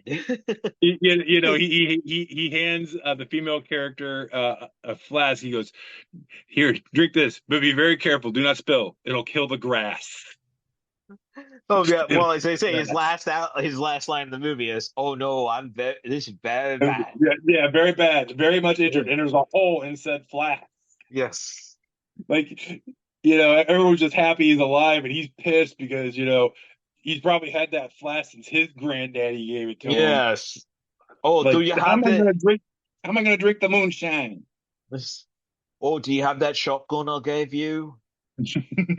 Oh no, Gator took it. It's like, No, a Gatorade. The fact that he wasn't going for jokes, yeah, and none of his line deliveries were done in a joke. They were done deadpan, and they were still that funny because they were deadpan. And yes. he was just doing it. Matter of fact, like, no, I don't have that shotgun. Gator. Oh no, it was actually a rifle. Oh, a Sugolt Oh yeah, shotgun. Yeah, but yes. so no, my biggest thing was, and of course, again, you have the test sequence. Yes, which homage, rip off, whatever word you want to use from the thing. Yeah, but as I say, they don't mention Carpenter amongst the aliens. Yeah, well, I mean, But as I noted, There's a lot of if horror you movies. But was this might have been his only extraterrestrial one? for Carpenter, oh no, Rodriguez definitely. Yeah, Carpenters Rodriguez did definitely. Starman, Dark Oh Star, yes, I forgot about Dark Star. Yes, I forgot about and Dark well, Star. Starman Oh is this, yes, I forgot. yeah. I forgot. I forgot. I always forget he directed that. Never mind, They Live is another extra. Like no, Well, there's a yeah, lot of there's a lot of extra. I know. I And always. I never think of the people in They Live as aliens.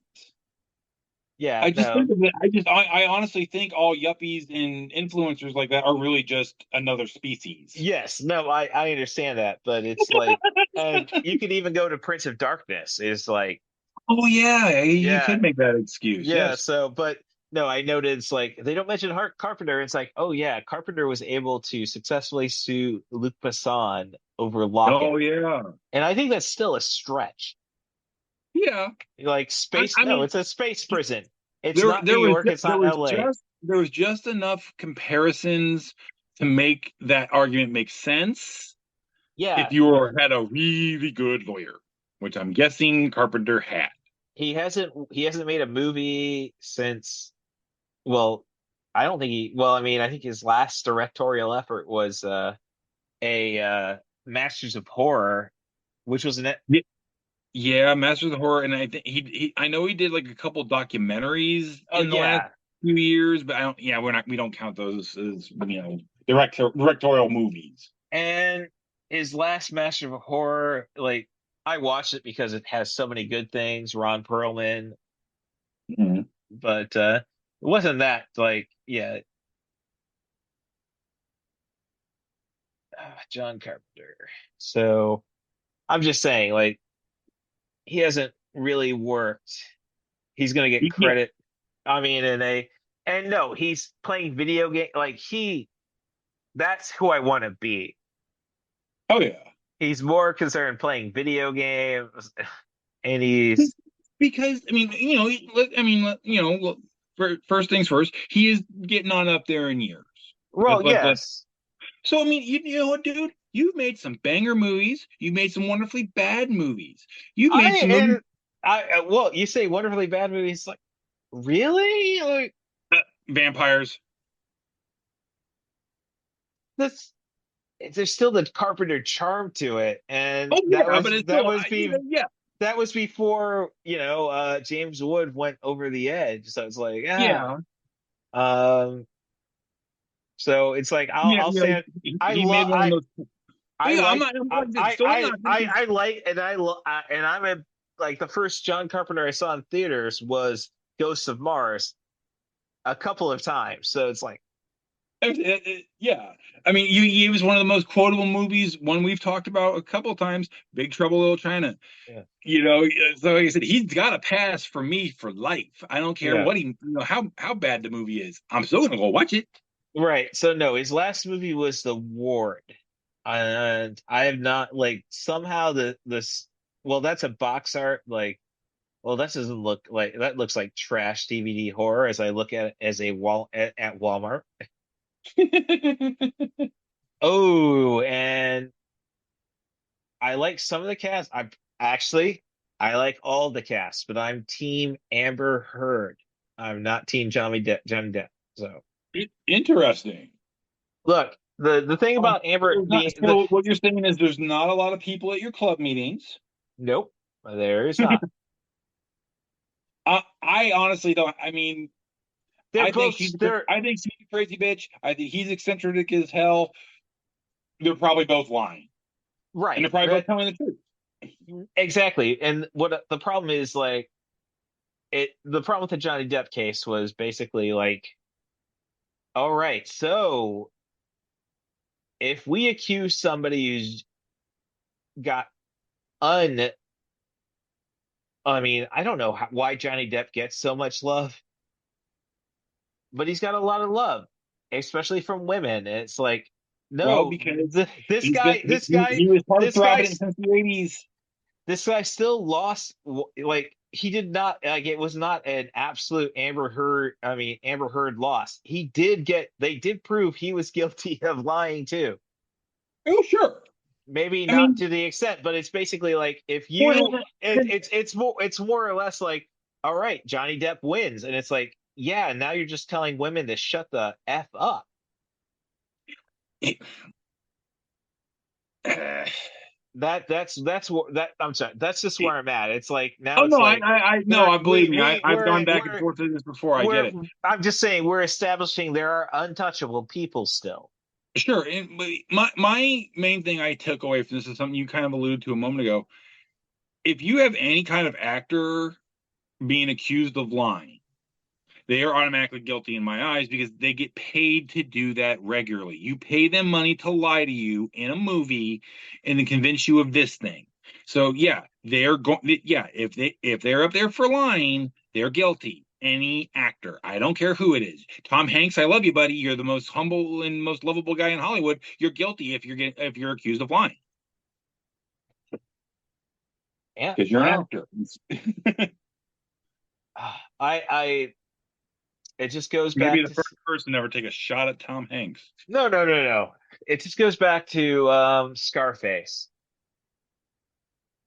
Okay. I have I tell the truth even when I'm lying. Yes. Yeah. That's my goal as a performer. It's like, And the fact that an Italian has become one of the biggest Cuban icons. all right, let's not, yeah, okay. Hey, I'm sorry, I had to do it. it was 1980, 82, 83. Yeah, The 81. Cubans were Yeah, still the Cubans were still stuck in Cuba who didn't go and come up with a great case to get out. true. All right. So, all right. Well, since you chose the faculty, I am going with subpar special effects to open up my marathon. Okay. We are going with The Thing 2011. This movie here, All right. Yeah. Uh, I give them props for again a pretty decent cast. I give them props to the excellent attention to detail that they give to The Thing, which is technically the sequel to the 2011 movie. right. So they had to set up so much stuff to make what you're going to see in the next movie make sense. Even going down so far as to watching the foot, they didn't know how tall to make the sets, so they watched footage of Kurt Russell walking around, knew his height, and based everything off of that. Well, everything is great until till the audience screenings. Oh yeah, I'm not going to say great because I'm a big Mary Elizabeth Winstead fan. oh Like, absolutely. so I loved her in Death Proof, and it's like it Mhm. kind of like she had a weird sense of range, despite she always looked like I've liked her since Sky High. You know. she always looked like a kid though. I would Oh, not of say course. I would not say until I watched Ahsoka did she look like, oh, she's finally Uh, grown up. um.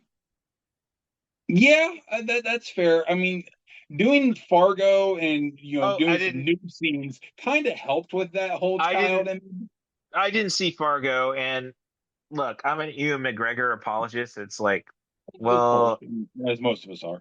yeah, if she was worth, well, never mind. Yeah, yeah, Ewan's yeah. If he put a ring on it, you know what I'm saying?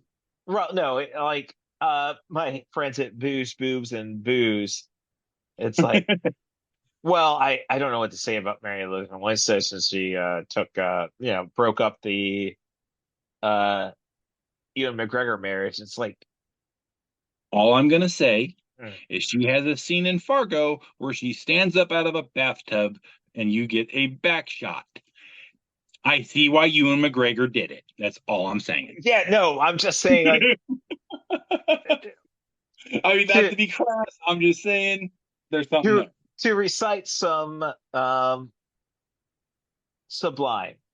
Yes. Strong as I am, but I am only a man. So Yes. so Yes. I took her to the can, and it was the Yeah. wrong way. Oh, yes. Yes. From I'm the not. sacred scripture. Oh, I mean, no offense. Sublime should be a new Bible. Oh, absolutely. No. Let's throw it. Let's throw it I'll ahead say of. all offense meant. Yeah. Oh, I yeah, mean, absolutely. I'm an atheist, but let's throw it ahead of revelations. Sure. I'm saying you could keep your end of the word bollocks, but hey, there's some important lessons to be had. Oh yeah. Yeah. You know how many times I've lit my holy incense and listened to Sublime? Oh, the secrets of the universe have been unlocked. Well, I have, yeah. No, I still smoke pot to fall asleep, and I watch Robot Chicken, so I don't get that kind of enlightenment. Yeah. No, like um I'm the kind of guy like, oh, Cocaine Bear's streaming. Let me get a joint. Oh Oh, no, the more I see about Cocaine Bear, it's like, I really got to watch it. But it's like, oh yeah. Oh, am I gonna Strays. stay awake? Like, But here's the other thing. Strays is streaming. Oh, let me get my little buddy. Five Nights at Freddy's came out on Friday. Let me get my little buddy. as I say, try to keep it as medicinal as possible. Knock I do my not. knock my I, ass out. well, see, that's the thing. I actually do use it medicinally. It keeps me sane enough to keep all you guys safe. No, hey, I'm all for that. This stuff works better than anything I've ever gotten from the VA. That's what I've always said. Yeah. I think 2011, my first note is no effort to pay homage to. Well, it takes a while, I should say, Okay, because I'll give you. the opening credits, it's like, why are we getting opening credits? Like, or why are we getting these expansive shots? Like, no, Yeah, just like black we had screen. yeah, Universal, John Carpenter Cover. presents, Kurt Russell stars in, John Carpenter's The Thing. That's more of just a statement about films today, I suppose. Yeah, It's like yeah, when you go to a musical, at least back in the day, we're talking your Sondheim era. sure. You listen to the overture. They give you But hints of but what's then there's going on, also and then it's like, yeah, I watch a lot of westerns, John Wayne era, 30s, 40s, 50s. I watch a lot of westerns in that era. In that era, the westerns they would have the overture, and then they would also have the opening. The opening of the movie served as your credits. See, yeah, that was your credits, and it took about 2 minutes. right, yeah. And I'm then, just at the end of the movie, they might put, the cast up real quick, produced by, yeah, shot in Technicolor, goodbye. right. Well, no, and credits have to be. You have to have end credits now because you got to pay credits to Absolutely. everybody. It takes more than 20 people to make a movie than it did back in the Right. 50s. Well, they took more then. They just didn't get the credit. Well, that too. Okay, so another thing was, did it steal the plot of AVP, Alien versus Predator? Oh, Overexcited doctor needing to claim a dig in Antarctica. yeah. Okay. So we've probably, as I say, it's more of like, okay, we got to get rolling now. Let's see. This movie has been greenlit with the okay, that's just an important thing. I think the thing was greenlit with the thought that, oh, well, we got away with the Dawn of the Dead, same producers, 2004 Dawn of the Dead. Right. I'll bring up more. I'll bring up more of this later. There were Yeah, so okay. many kind of thoughts and expectations on what they could do with the thing Yeah. that I wouldn't even think to make the thing in 2011 because of the expectations and the Oh, legacy that's like, and what happened to the thing upon its release. And again, we'll get to that here shortly. right, exactly. It's basically they thought, well, it's a cult movie. It's like it was not a money-making movie. Dawn of the Yeah, Dead, Dawn of the Dead was a cult movie, but movies, it made money. yeah, So yeah. Most cult movies become cult movies after the movie's already dubbed a failure. yeah.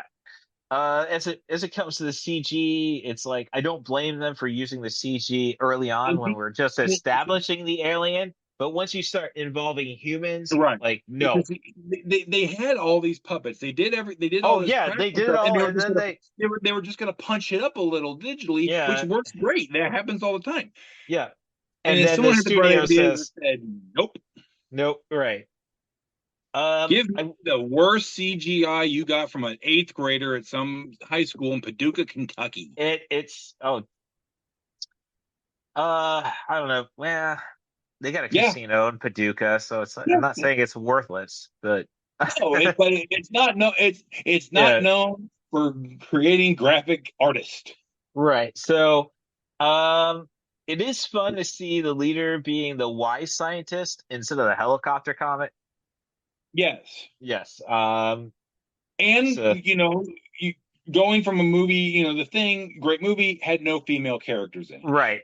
Now we not only do we have two female characters, one is the main protagonist of the movie. Yes. Bravo.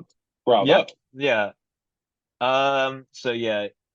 So basically, I guess my biggest thing is like if this was like a animated movie, and I've seen a bunch of Resident Evil animated movies, Oh, sure. probably would have worked better. Yeah. So Or it just if we wanted to forget, the movie if we wanted just to forget feels unreal. or even if we wanted to forget the horrible comics based off the thing that came out in the '80s, early '90s, throw them away. Turn this into a comic book series. Would have sold. Yeah. Would have sold. Oh yeah. Right. There's a lot of ways they could have made money off of this. Because sometimes as you said, the visual effects remind me of the League of Extraordinary Gentlemen. Oof. Yeah, I didn't want to be Which that harsh. is a movie that I don't hate on it as much as other people, but the effects are one thing I can say, yeah, I get you. Like I see what again, the best part of the special effects with the Hyde character, it was practical. Yes. It was practical. They built sets and stuff at various sizes. Very seldom do they have to stick him in, with or that they did the forced perspective stuff. Sometimes they have to like digitally put him in there just because there's no way you can do trickery to show Right. an 8-foot guy walking next to Captain Nemo. No, I didn't I did not hate the story of the League. Just yeah, it was not meant for HD. No. So I did all my bitching about AMC Plus. So Sure.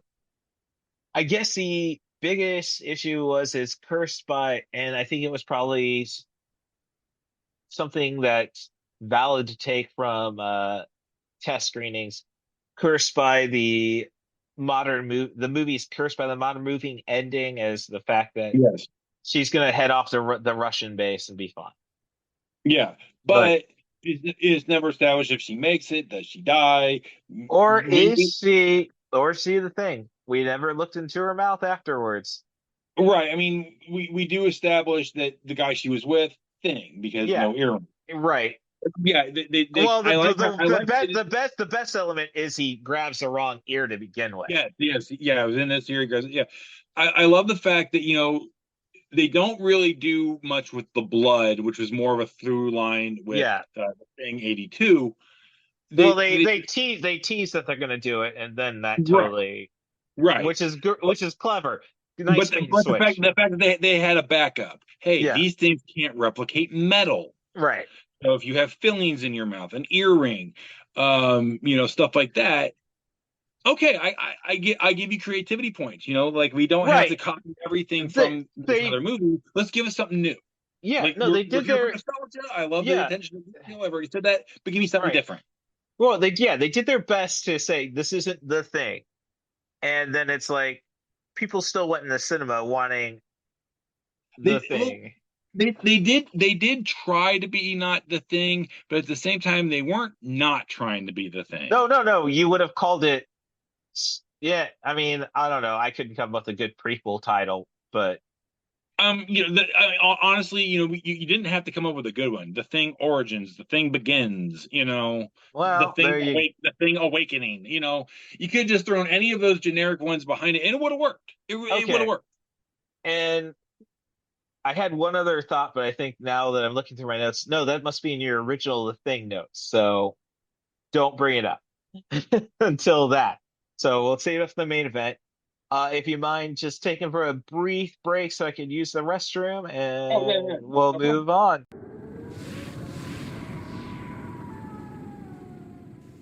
Something has moved in with the Barkley family.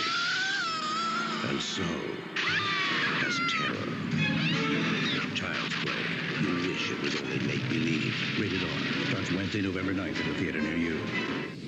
All right, so got through the Thing pretty quickly. 2011, The Thing quickly. Yeah. So I mean, like I said, I do appreciate their attention to detail. I do like how they set up everything perfect for the other movie. It failed in so many ways. Oh yeah, no. All right. So faculty. Okay, so I guess it's back to you. What's your 8 o'clock movie? The 1988 UA classic Child's Play. Not Oh, Chucky, Child's Play. yep. That was the closest. What I'm told from my agent, which is a weird story. It's like I don't know why my parents thought that this would help my self-esteem at 7. Like, Oh uh, my. yeah, like I was 6 when this came out, and I was not allowed to watch this for a no, very no, no, long no, time. no, no, no. I did not watch it until like I never watched it from beginning to end until 2 nights ago. Oh wow, The, okay. my story, my I story, was way my younger than that. all right. My story is, for some reason, my parents thought that it'd help my self-esteem if I could be a star. So they successfully obtained me an agent for a lot of movies with Vestron videos. But yeah, at 7 years old, I had a 3-year contract, 87 to 89. And I guess this was the closest thing I was considered for was Child's Play. Okay. I mean, it's shot all in Chicago. I can tell Well, you, no, go. actually, only the outside establishing shots were done in Chicago. Everything else was done on sound stages out in California. Okay, well, I'm just saying again, Oh, like sure, sure, sure. I mean, yeah, yeah, I know obviously, there, I know that. Yeah, as I say, it's one of like when I moved out to Champaign. It was basically a decision between two places I knew outside of Peoria that I could thrive in. sure, Chicago, because of all my wrestling contacts, which would have probably been the wisest decision. I just didn't know that I was going to get shot at in Urbana or Champaign. right. I So would say I often joke I get shot at more when I go downtown Champaign than I did in Iraq. that's not a far stretch, sadly. And And no, I think it goes for sure. I think it goes for any town along I-74. Because like I I've heard. say, I grew up right off I-65. I understand. yeah. I mean, like I could drive down heading to work back in the day from Peoria Heights to Peoria, and it's like, should that cop be drawing his gun on a guy pulled over? Like, uh, so, uh, so yeah, so I'm just saying that's how I know Chicago. But yeah, Sure. that was basically it. And I tell this story to a friend of mine at work, the electronics store, and he's like, what movie franchise you think holds, just maintains that balance well throughout its entirety? And I said, well, Saw does a pretty good job. Yeah. But he said, well, there's Child's Play, and then, but it kind of gets out of horror and more into the comedy, and it's like, Whereas they, yeah, once we get into like they kind of established a little bit in Child's Play 2, but by the time you really get to Child's Play 3, it does become more horror comedy esque. yeah, And then once you get to Bride of Chucky, it's yeah, horror comedy. right. It's horror comedy all day, every day. And there's gonna be people who say it's the best horror comedy there is. It's not Evil Dead, my It's not a opinion, bad but one. I no, mean, again, no, this again, 17-year-old couch man. I'm watching this. When I was just couch boy, this was on steady rotation yeah. in my household. You know, So, but what I'm surprised about Child Plays, it just hits like it does not pause. no, and it's not your traditional body snatching movie. No, no, But, it's we use voodoo. it, It's not extraterrestrials. We use yeah, voodoo to transfer your dying what spirit into a right. doll. And never mind the spirits Brad Dourif. And it's like every Which I movie mean, is improved by Brad Dourif's and the presence. fact that they were going to use, I can't remember the actress's name, but she did the voice of the mom on Archer. She was Archer's mom. She did the original voice for Chucky, Oh, it didn't work. Coming from Mancini, the writer and now showrunner of the Chucky series, creator of Chucky, who is a gay gentleman, he even said oh, it made Chucky sound gay. So they were like, well, we already got, Brad Dourif did all this pre-prep to actually do the voice, and then we decided not to use him. Let's let him do it. mhm. Well, yeah, Brad Dourif, and honestly, like he has a pretty close relationship with Mark Hamill, from what I've gathered. So it's kind Yeah, of like very appropriate for the remake. and again, also, he's worked with Mancini, for going on almost 40 years. Hmm. Did all they worked together in all the Chucky movies, all whatever you want to call them, Child's Play Chucky movies, Yeah. into the TV series, and it's even gotten to the point where now it's a family affair because Brad Dearden's daughter was in the last couple The Chucky movies. She's right. in the series. Fiona Dearden. Yeah. Oh yeah. No. And it's like, and yeah, it's just, and when you, it's just very weird that you say, well, like, well, they had Jessica Walter, uh, who played Mallory Archer. Hmm. The first thing I really remember for her from is the Dean in PCU, Okay. Okay. as the voice, and it's kind of like, well, I mean, especially the tones it takes later in the series. I mean, Sure. But after Seed of Chucky, you got Billy. hmm Uh, shit, I always forget his last name, and yeah, he was my yeah, favorite Hobbit.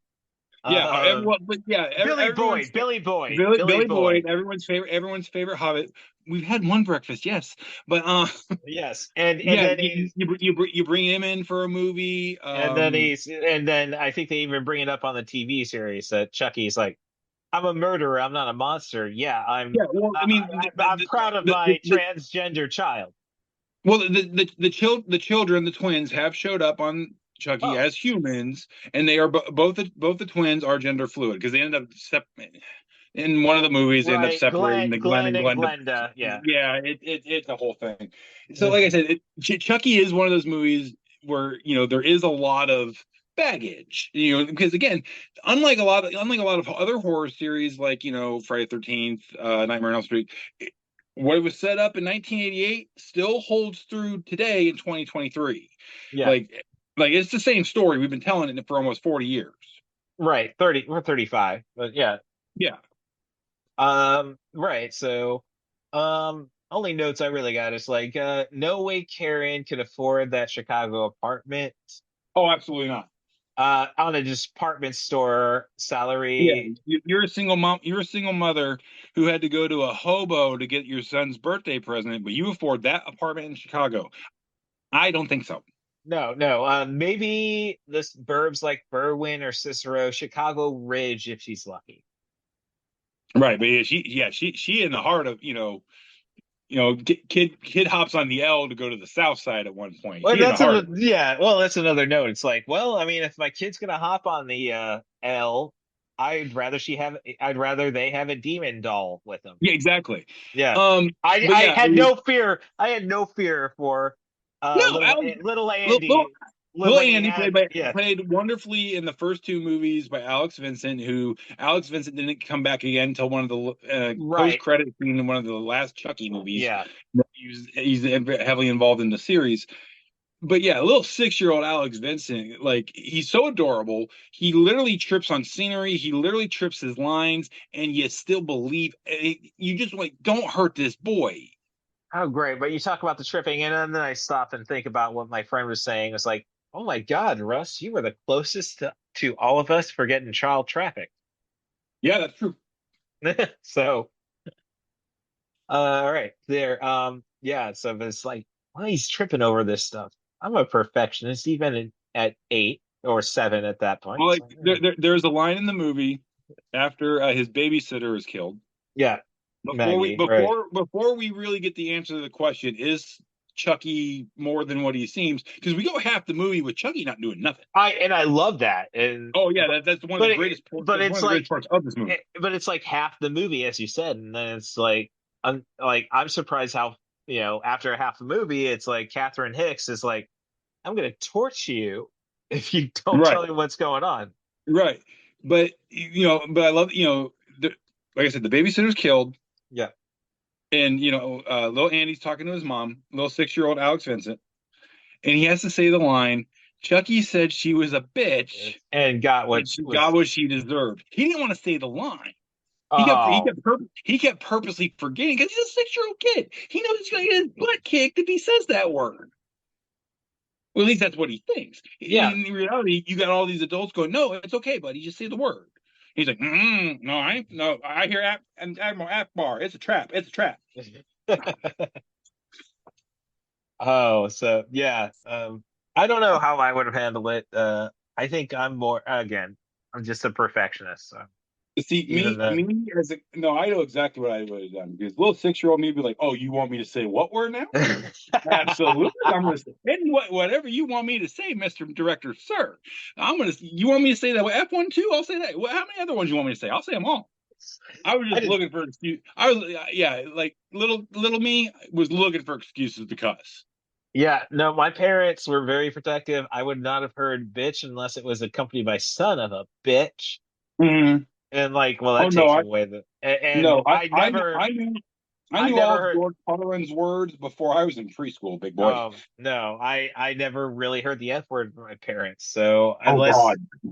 unless my dad was trying to, well, no, my around that time, my dad was so he probably dropped it a lot because he was a Caterpillar negotiator and that was harsh union times.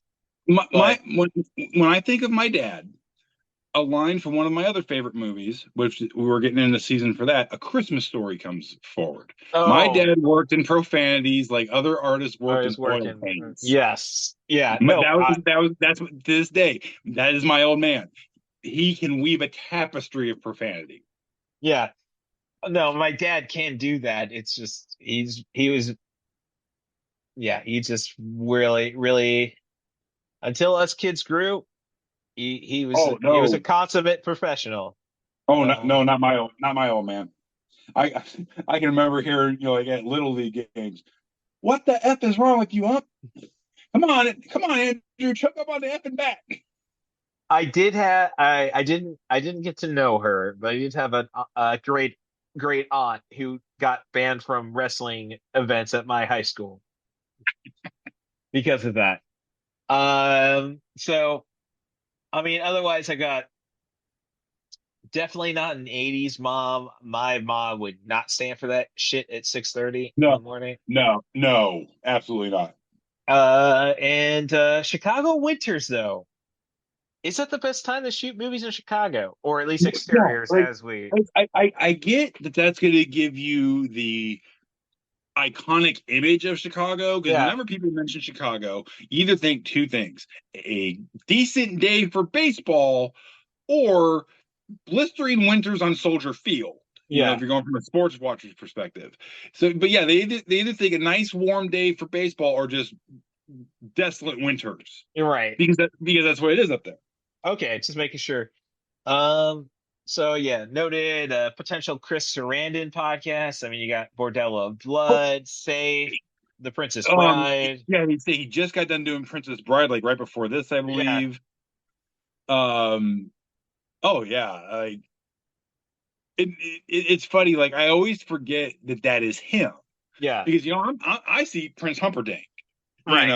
Humperdinck. Oh So when I yeah, see when I it's not. see him doing that, and I was like, but why are you not running like a little coward down the hallway? Because Wesley just threatened to cut your nose off. You're right. And no, you got to keep in mind Fright Night Oh and yeah, like he and was really he did that a couple years yeah, earlier. I it's a believe. it's a little long for the show, so we can get there as Oh obviously yeah, I'm yeah. I demonstrating. mean, But like this is like our second marathon in a row, so it's yeah, just like yeah, whatever, man. so let's see. Hate to be the downstairs neighbors during the finale. Oh yeah, because one, they barbecue the little bastard.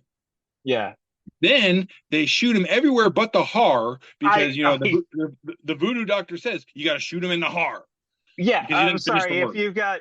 I don't know enough about guns, but if you got a 9 millimeter round and you fire three of them in the doll's chest, I'm Hmm. presuming you're going to hit the heart. If you focus anywhere on your as you're looking at him, if you focus anywhere on your right above the gut, Yeah. you're gonna get heart lung something. Right. So So yeah, I'm just saying, never mind, you're shooting into the floors. So I'm just saying yeah. the neighbors below them. Whoa, what's this Well, yeah, coming? and also you're shooting a doll, which at the end of the day is pretty much just hollowed plastic and some Yeah. other little Right. things. It's not gonna So that slow the bullet's round going around. through the wall. That Yeah. bullet's going through the wall across the hall in the old lady Garble's cat. Right. So I guess another thing is like, was Chucky more Terminator or Black Knight? Ooh. Um. you get the Black Knight references because obviously Chucky, not so much in this movie. He has a couple puns in this one, but he's very punny, one-liner. Oh yeah, no, it like that's the biggest problem. The first half of the Sloppy movie is stand-up comic. right. It's the problem with the first half of the movie is you don't get to hear like And like I said, and even in the half where he does, he is engaging with everyone. Like I said, he wasn't that Chucky yet. In the yeah first one, he wasn't doing the one-liners. He wasn't, going for quips. He has like I said, he had the batter up one. That was pretty much about yeah it for this movie. right. Well, and I know Andy in the later sequels, like his post credit sequence, he was prepared for the day that Chucky was going to show up Oh, at his sure. door. I mean, the Andy character was in the first three. Like I said, not Alex Vincent, but the Andy character was in the Those first first three. Kind of three, I the think, third Child's Play movies was the story of Andy. Then we right, kind of get into the story of Chucky. right. Bride of Chucky, Seed of Chucky, and then I think the next movie was after that was like I don't want to The say Cult of Chucky. there was Cult and Curse. I can never remember the order. I think it was probably Curse of Chucky, and that's where at Then Cult. the end sequence where Chucky shows up in a package Yes. and he's ready to blow him, and he does blow him away. Mm. So I'm just saying when it comes to Chucky being more Terminator, like you keep shooting around, blowing a leg off, which again really See, defeats the entire purpose it, of it, the shooting right. in point blank in the body and like See, Catherine Hicks blows off a it, leg, blows up it, and he's still crawling, and it's like, right. or is he If Black it, Knight? Tis if only a this flesh wound. That's what I'm if saying. this if this was Chucky 2 through 3, I would definitely say Black Knight because Mhm. again, he's talking smack, he's losing limbs, he's Yeah, still coming. right. But in this one, I'm gonna lean a little bit more Terminator-esque in Yeah, this one. right. So I mean, especially when it like there's I mean, it's yeah. I don't think we really went through the plot. It's basically, and we didn't do that for the thing 2011, but it's just prequel. But It's well, I mean, that's it's it. we Yeah, didn't like really need to there. yeah, but it's basically a serial killer, strangler, Yeah, the the Lakeshore Strangler. strangler. Yeah, which dude, you don't commit your murders on Lakeshore. I Well, mean, I'm still if trying to you don't figure out want the press, if you don't they want the press, in other installments they established that Charles Lee Ray, Chucky, is from New Jersey. You tell me there's not enough crime out in Hoboken, New Jersey, where yeah, you're said to be from, that you had to come to Chicago? yeah, yeah. That's a tax break then. That's what child play is. Like, Oh, oh, there we you can go. shoot the exteriors there. All right, cool.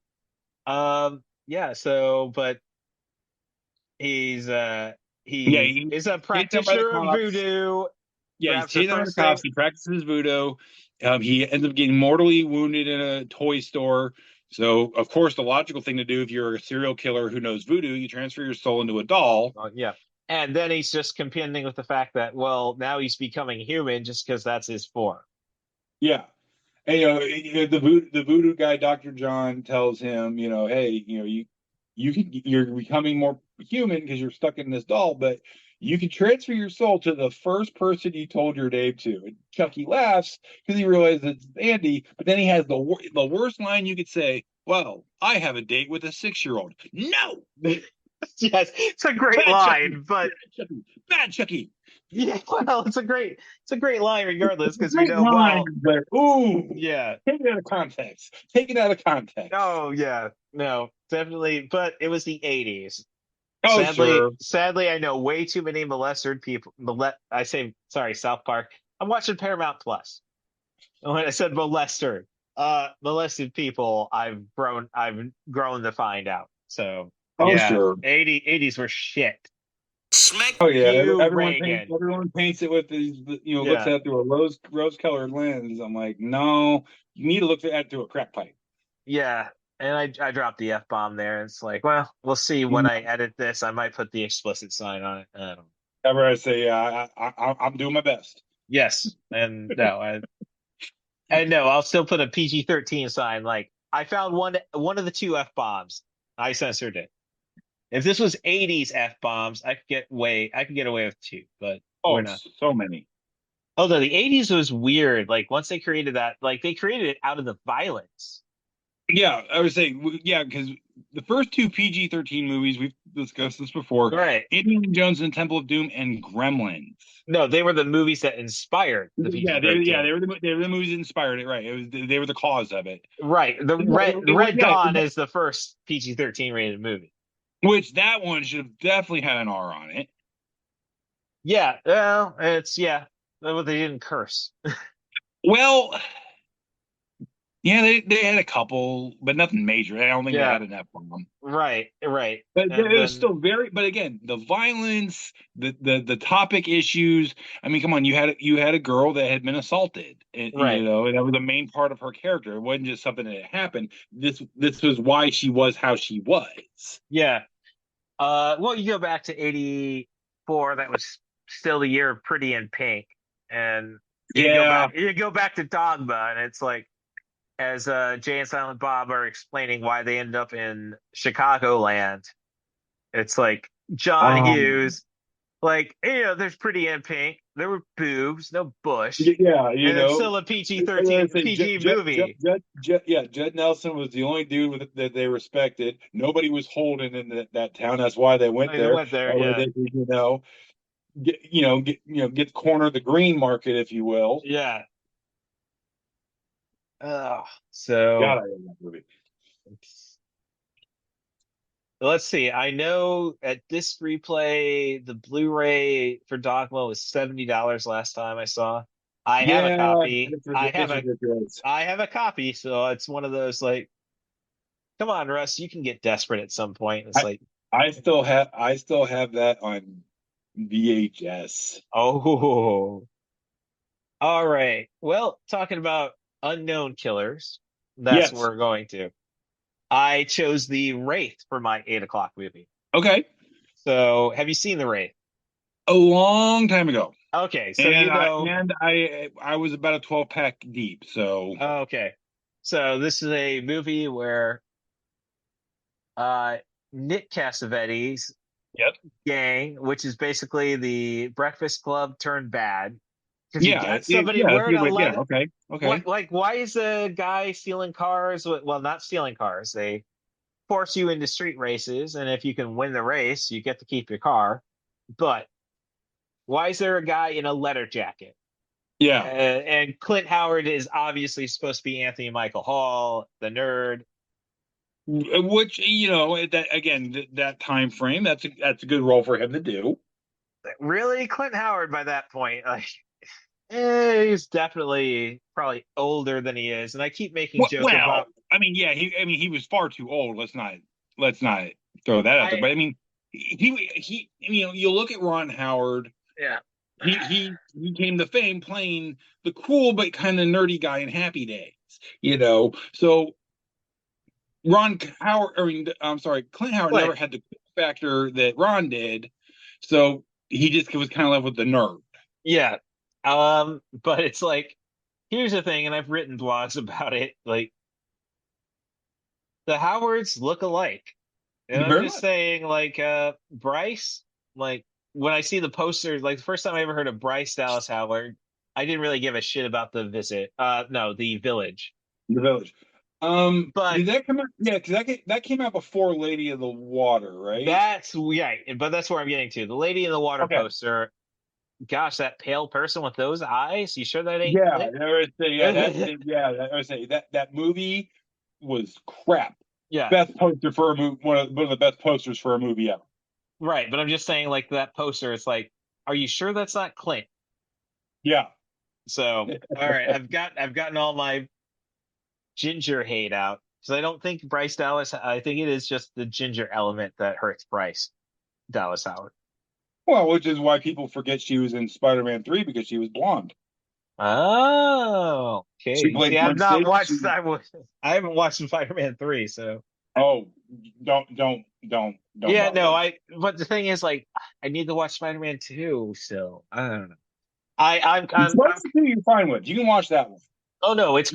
I think it's considered one of the best comic book movies still, or at least top 10. But it's like Spider-Man 3 was considered one of the top 10 worst. Yeah. No Ghost Rider, but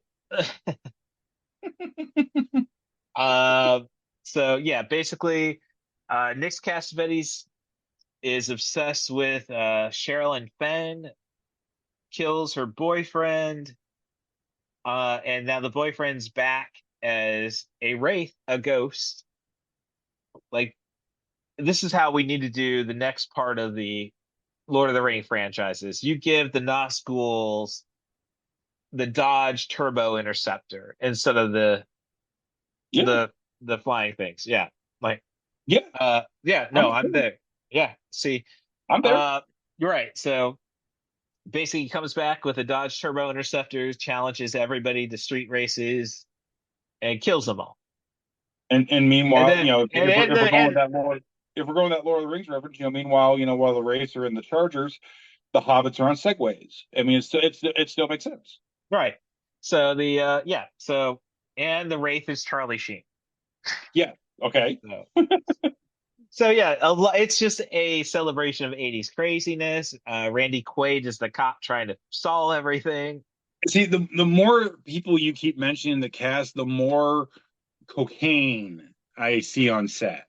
Yes. No, no, I don't question that. Especially Nick Cassavetes. He ain't his dad. Well, Nick Mm. Cassavetes, Charlie Sheen, Randy Quaid, they all got dealers on speed dial, or at least back in the Yeah. 80s. Oh yeah. So it's I mean, I love it, but it is an 80s car commercial turned into a movie. Never Sure. mind, this is a movie that features its soundtrack performers on the movie poster. Oh, wow. Yeah, so you got Ozzy Osbourne, Billy Idol, Robert Palmer, Oh, I mean, Stan well, I Stan mean, at Bush least, is on the soundtrack. again, at least going back to kind of what we were talking about with the faculty, the soundtrack probably slapped. Oh yeah, yeah. No, I'd say probably more than the faculty, but Well, yeah.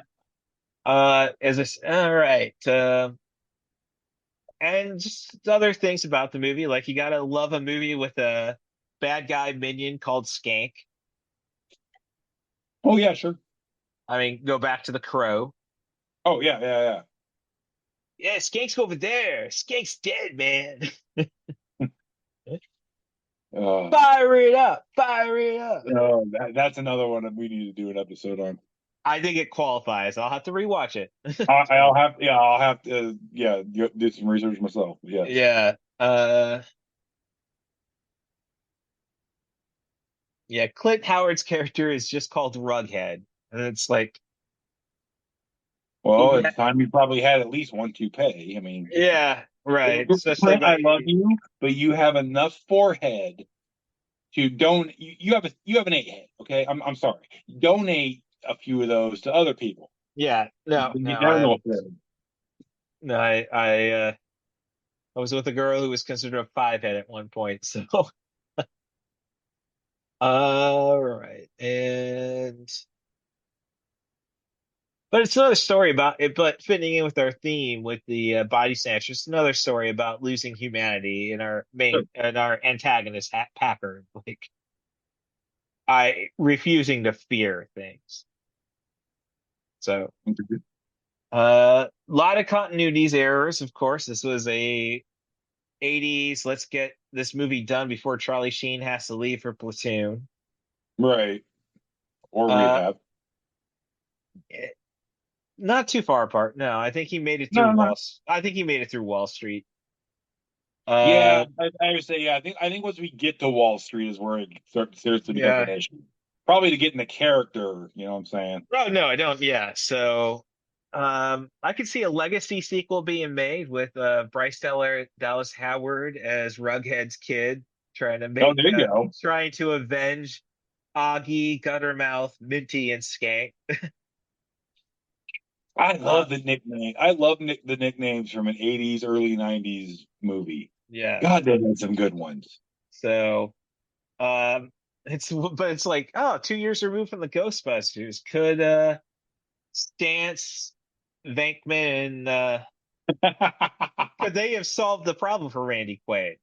Totally go comic route on that one. Yeah, you just look up and there's Harold Ramis, there's Aykroyd, there's Murray, there's Hudson, and just like, Yeah. yeah, somebody, and Murray, of course. Yeah, somebody call about a ghost. Right. Um, and then another note's just more fantasy stuff. I'd like to see the Wraith take on Elwood and Jake. Ooh, Yeah, two men with a mission from God versus. Okay, yeah. okay. And thought that it might be Dodge propaganda since the finale is against the Corvette. Yes. Yeah. And I just want to mention a quote that should be on IMDb, which is not. Gutter Skank talking to Guttermouth just before they're about to die, and Clint Howard, Rockhead tells him, no, no, just get out of here, man. It's for vengeance. I'm not afraid of no ghosts. And well, no, not like that. That's not the quote. I Sure. got the exact lines. Let's scare up some pools. Let's scare up Poozle someplace. You got it, Skanklo. Because I'm a 4-day virgin. Oh God. And this is again 86. Oh yeah. There's plenty of tits in this movie for Oh, of PG-13. course. I'm gonna Yeah. say I yeah. mean, there's not incidental tits. There's a scene where Sherilyn Fenn takes off I'm her gonna say top. that. I get how a lot of those '80s movies that fell into the PG category, PG-13 category, like you said, got away with incidental nudity. Yeah. Like, But yeah, when you have the full on, I always refer to it as the Phoebe Cates shot. yes. Yep. Fast Times Ridgemont, just comes out of the pool, just boom, boobs. Yeah. Like when you do a full on Phoebe Cates, yeah, that's not incidental nudity. That's like, hey, look, boobs. And that's probably why Phoebe took retired after marrying Kevin Kline. Yeah, Yeah.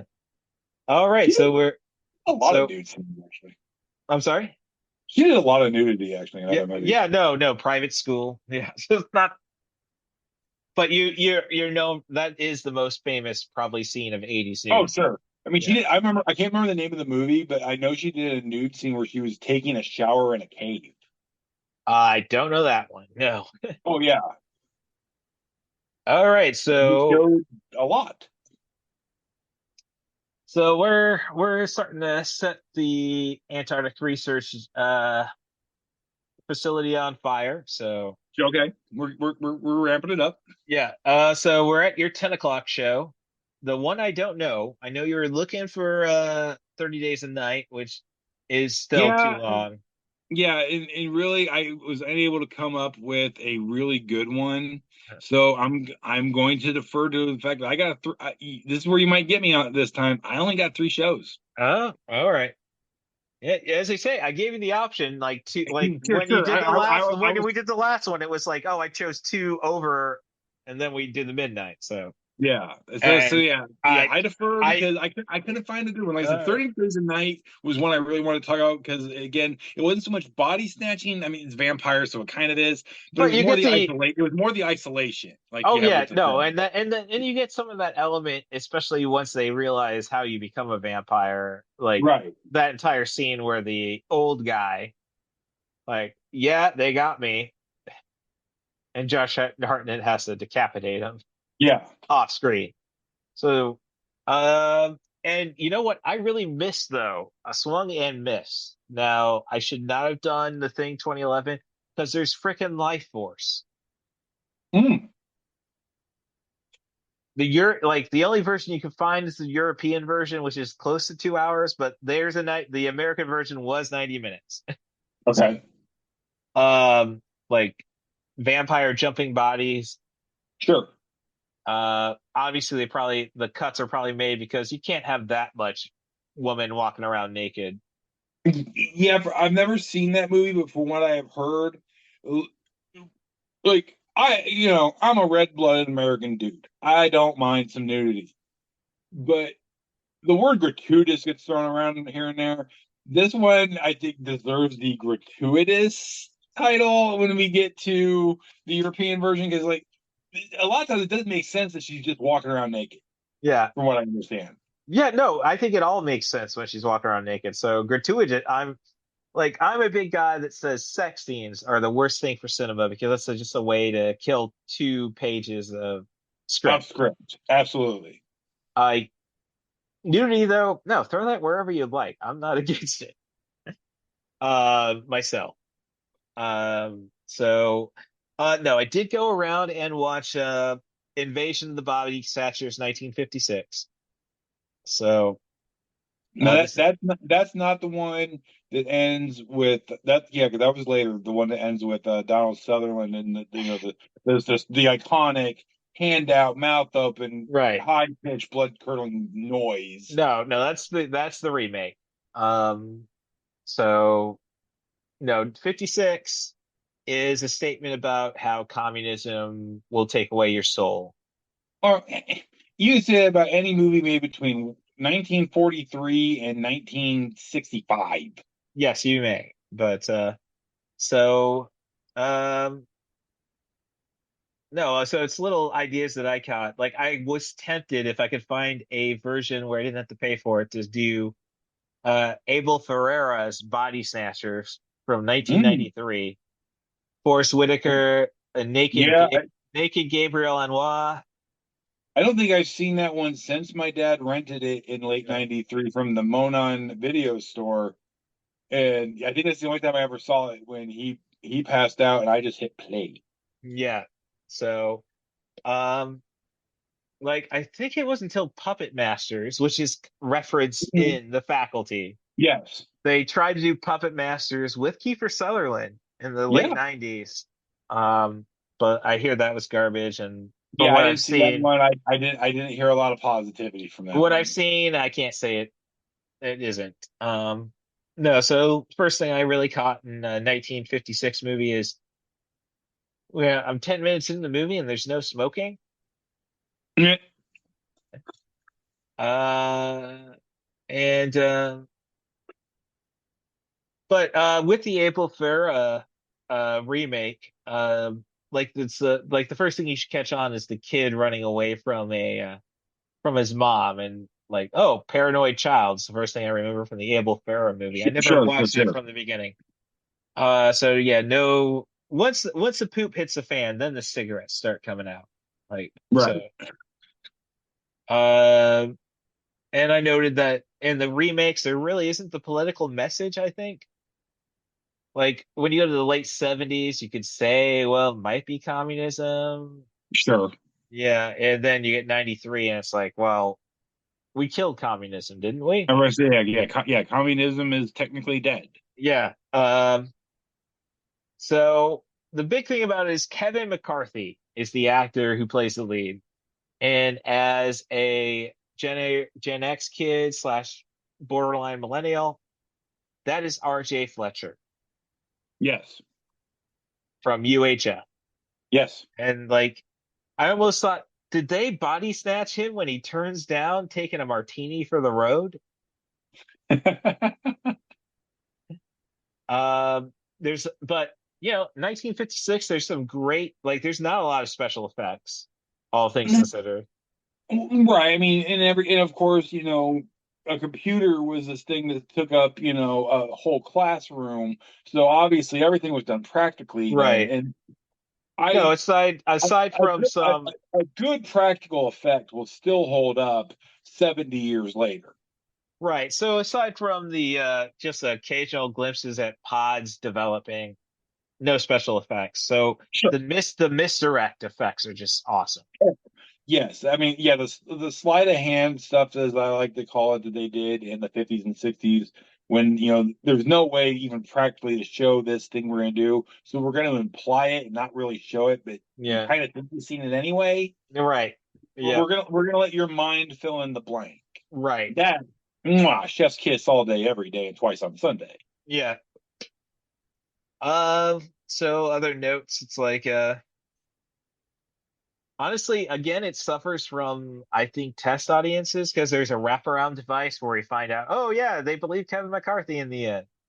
Yeah. Um, but then there's stuff though that another note was, gosh, in the 50s, cops just waved guns around. Oh yeah. Like not even intending to shoot anything. It's just like No, that's hey, their prop. look, Yeah. I have this. Looky, looky, looky, looky, looky. Right. It's like, yeah, just a prop. Like, oh, well, there, it's my laser pointer. Yeah. Oops. Like whenever I'm at B Fest and they always show Plan 9 and there's the Yes. and we're just whoa, Yeah, whoa. guys running around with machine guns and whatnot. Yeah.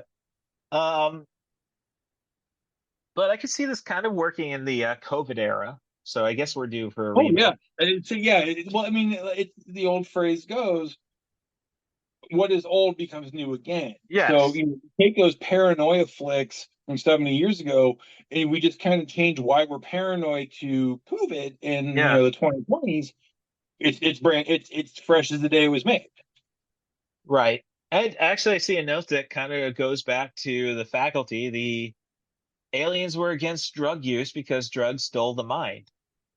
Yeah. So Blunt Man and Chronic could have saved us. Oh yeah. I mean, yeah. When Kevin Smith and J. Muse are the world's only hope. Wow. Yeah. Um, but there's the classic message though, if you take out the communist element, like humanity is just being allowed to mess up everybody with their passions or false beliefs and freedom. Because it goes back to a movie that, like, geesh, if I could have gone for a two movie, I would have done The World's End. Ah, yes. That And I should have thought of that one. yeah, I and forgot. it's That's a good one. yeah, and it's like the aliens are totally right in that one. And they're Yeah. not forcing you, like, oh, No. well, you could just be yourself, your best, your favorite self, and you're not polluting, you're not doing anything bad to people. You just get to be you, who you want to be. Yeah. And then, like, no, we don't like being told what to do. It's like, you know, somebody's right. You just have to. So, like, I was all for like I was all in favor of the aliens at the end of. Oh yeah. I was kind of like, okay, I get to be, I'm not gonna put down the gun, but I'm gonna listen to your argument.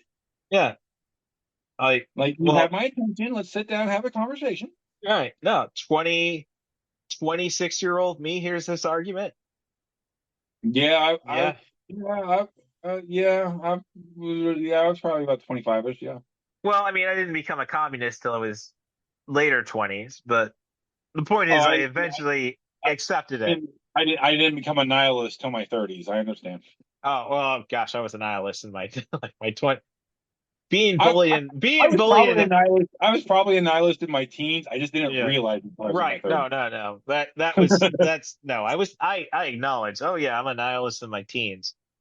All right. So, with that said, then I think I've got through my triple feature. So we'll just say your movie started at 8. There So, you and I don't know. It's still close competition because they didn't have to watch the Thing 2011.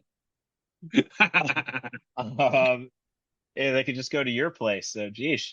So, But the funny thing is, okay, we started today. We're ramping up for the feature film. You know, there's still somebody going, I can't believe Elijah Wood ended up with that bitch.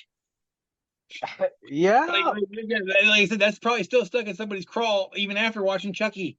yeah, geesh. Yeah, no, after Chucky, you should get over that shit. One would think, but like I said, I know some stubborn people. Oh, no. We're in the Midwest. Exactly. There are plenty of Like, smart like people. that's just yeah. Like I said, I can see somebody going, I can't believe he's with that bitch, and I can see some like Midwestern mom going, she's just not right for him.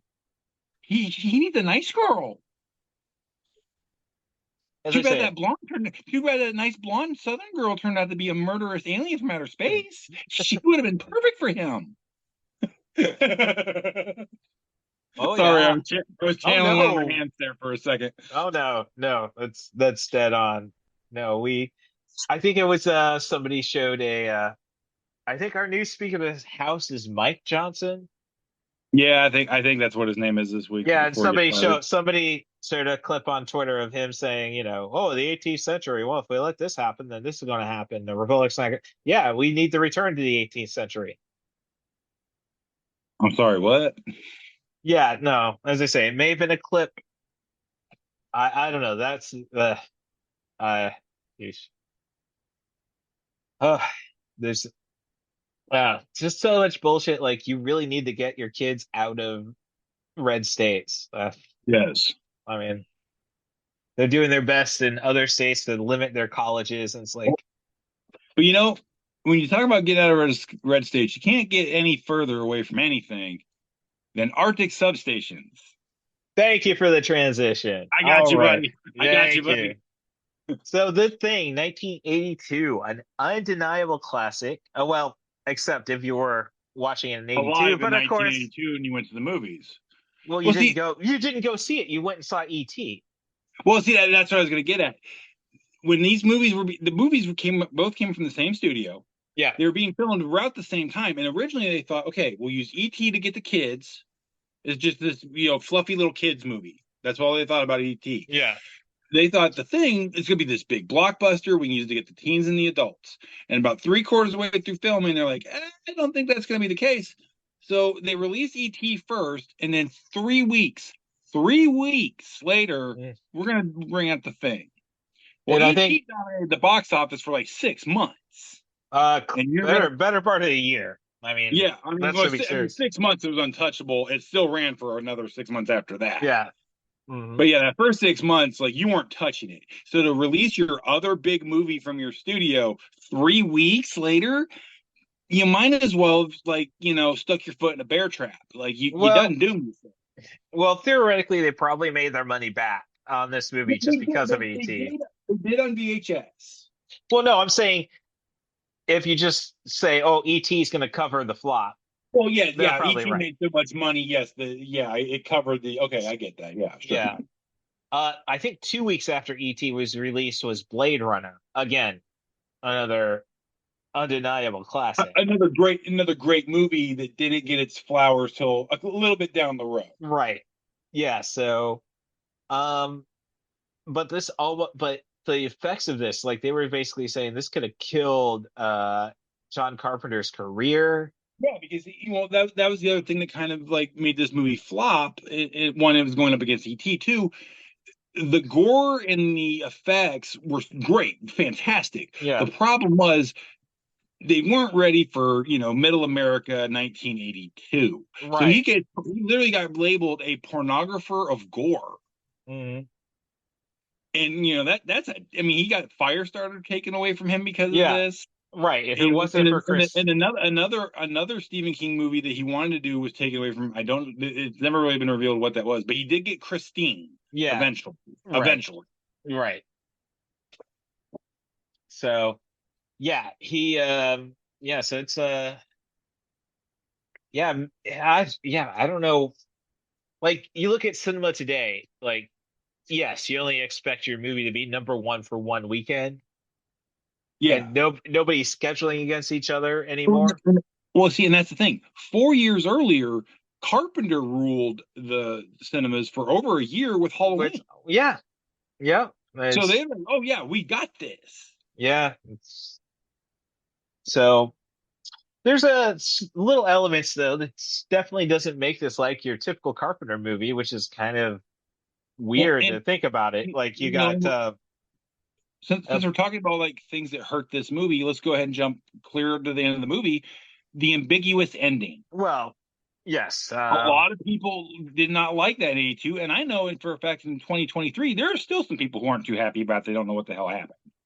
Okay, you could buy the PlayStation 2 video game.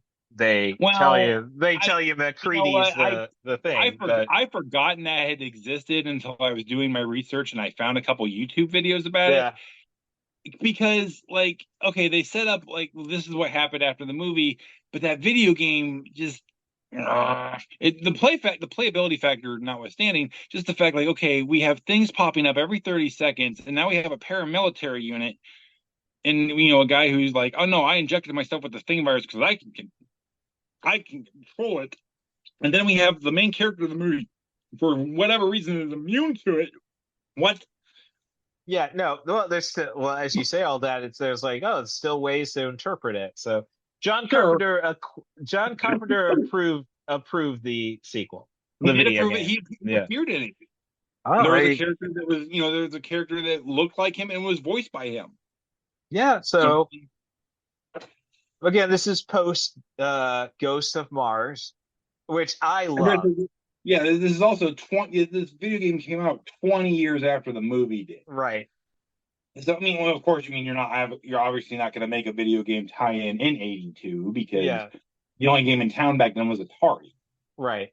And well, I mean, yes, Jaws and Superman had movies, but Oh no, or, yeah, video games are. E.T. ruined the video game market. So Oh yes, God, that horrible thing. yeah, so um yes, but I mean, when I say it's not like traditional Carpenter movies, it's like a script by Bill Lancaster, best known for the Bad News Bears franchise, Sure.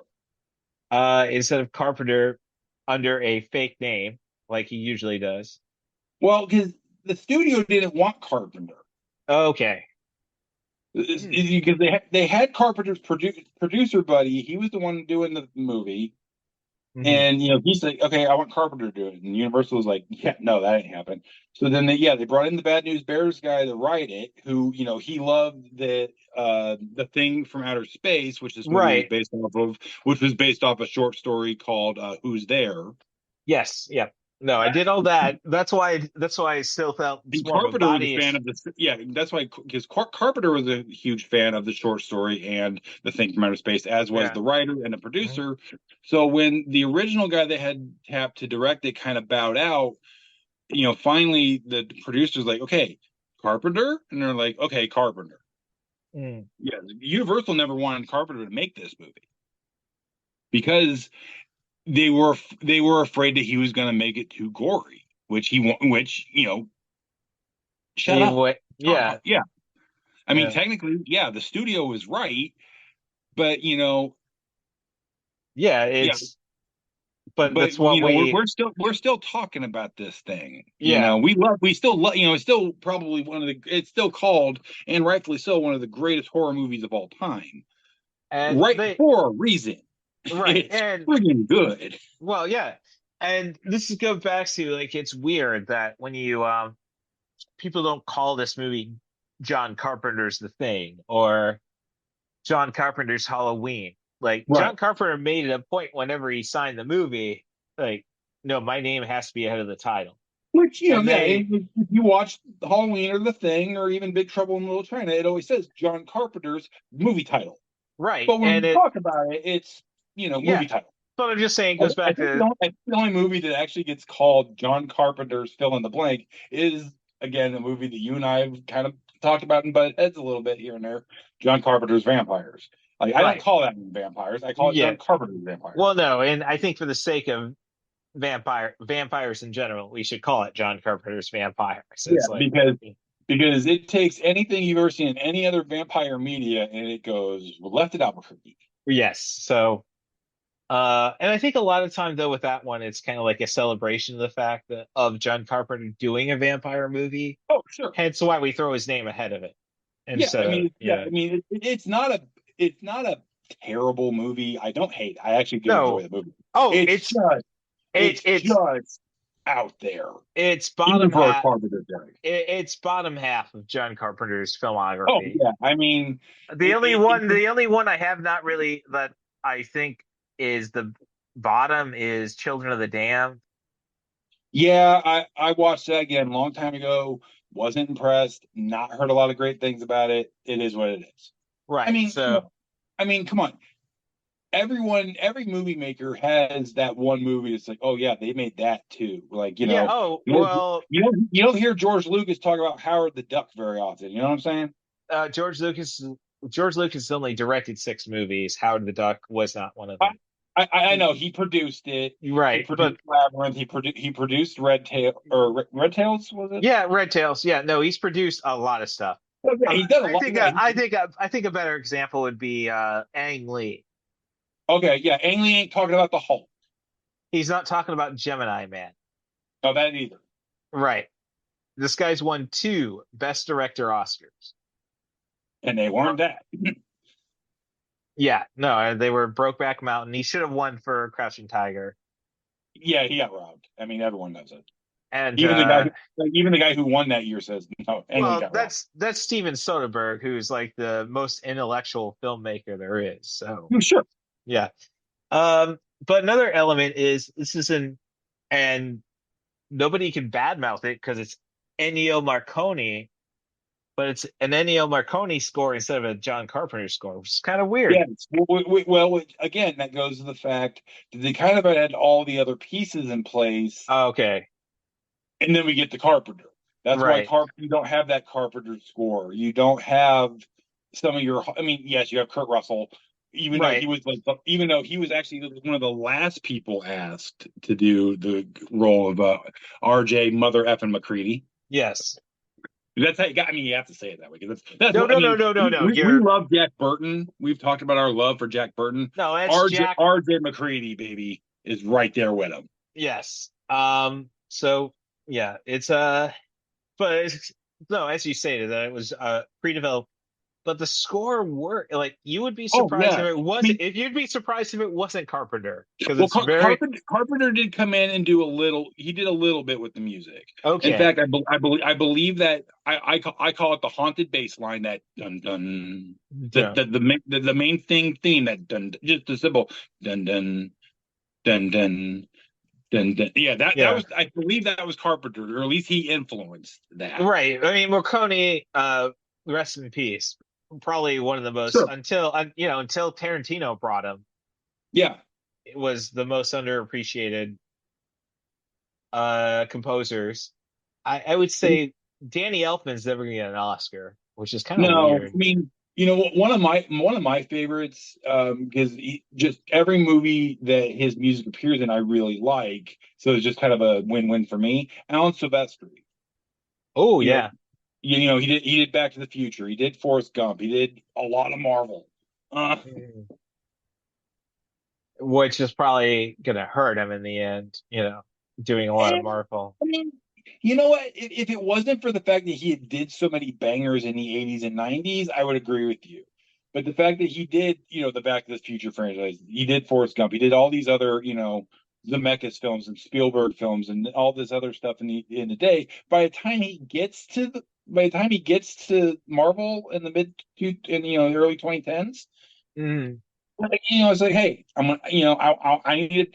I just want to keep working because I'm bored, and Oh yeah. I don't want to pick up gardening. So you know what? I'm going to keep doing the thing. Let get them Disney checks. Everybody's happy. And hey, I mean, I've kind of done this sub series on the podcast, like MCU next Tuesday, as I like to call it. And I've been trying to catch up with the MCU. I did skip Shang-Chi and the Eternals. The Eternals, I liked it. I really did. Oh, cool. I can see why people griped at it. It would have. I think that one would have been better as one of the MCU series on Disney Plus, with all the stuff that it was a 3 hour movie one. Yeah. They packed a lot into it. And they basically packed literally, the movie takes place over 1,000,000 years almost. Hmm. They put a lot of crap in there. So that would have been. I think it would have been better as a series. But it wasn't, like I said. I think it was interesting. I want to see how it ties into everything else, because Right. And I as don't, of but right that's now, my, it that's kind of my, is out there in left field. yeah, that's my fear. That it's not going to tie into anything. So I'm not, I'll go back to it if it does. But then, Shang, but with I was saying, bringing up your other one, Shang-Chi, that was a great damn movie. and that's something I hear all the time. So, Yeah, that one was. I mean, we're talking right up there with like Iron Man 1, Captain America. oh, Like we're gee. talking right up there with the OG, really good Marvel So movie. Iron Man, Civil War, not Civil War, First Winter Avenger, So well, Winter I Soldier. was I yeah. like First Avenger. I really enjoyed Oh that no, movie. no, it's a fun movie. Like you could have started the franchise with that, but Oh, absolutely. Iron Man is such a better movie. It was weird because, going back to 2008ish or so, when the MCU began, Iron Man and Captain America, yes, they've been around forever, but they weren't Batman, they weren't Superman, they weren't the No, no, household name they superhero. weren't no, they weren't Spider-Man or the X-Men. Yeah, exactly. Who Like, did, that's yeah, really all Marvel had that was working for it. They tried some stuff with, Fantastic Four, Blade. Blade, obviously you don't have oh, Blade, no Blade, no MCU. I no, mean, no. Yeah. I mean, I'm almost scared of a PG-13 Blade. Um, I'm look. They're well, because they full on said that Deadpool 3, which is now officially MCU, Yes. that's that's going R. They have Okay. not they have not ruled out the possibility of Blade being R. Right. It's one of those weird Disney Plus They're things they're that I they're, think they're basically waiting to see how much money Deadpool makes. Well, they got my $20. So Oh yeah, I mean, yeah, I would say by the time me and my wife both go and get our large popcorn, large drinks, I got 50 some. I mean, I do get my military discount, thank you, but I still got 50, like at least $50 going down a drain, and I'm going to gladly say, here, shut up and take my money. Because I yes. want to see Deadpool and Wolverine and the whole other rumored cast of characters that's going to show up in this thing. I want to see what the hell we got going. I want to see what's cooking. So now I'm just thinking like I'm jonesing for some ink, and it's like, do I get the fry from Futurama? Oh yeah, I mean yeah, yeah, like when they finally announced when that movie, because it's been delayed again, Yes, damn strikes obviously. and all of this. Yeah. But when they finally announce when that movie's coming out, you'll know because that's all you're going to see. Like on my page is that meme and Yeah. the theatrical release date. Yeah. So let's see.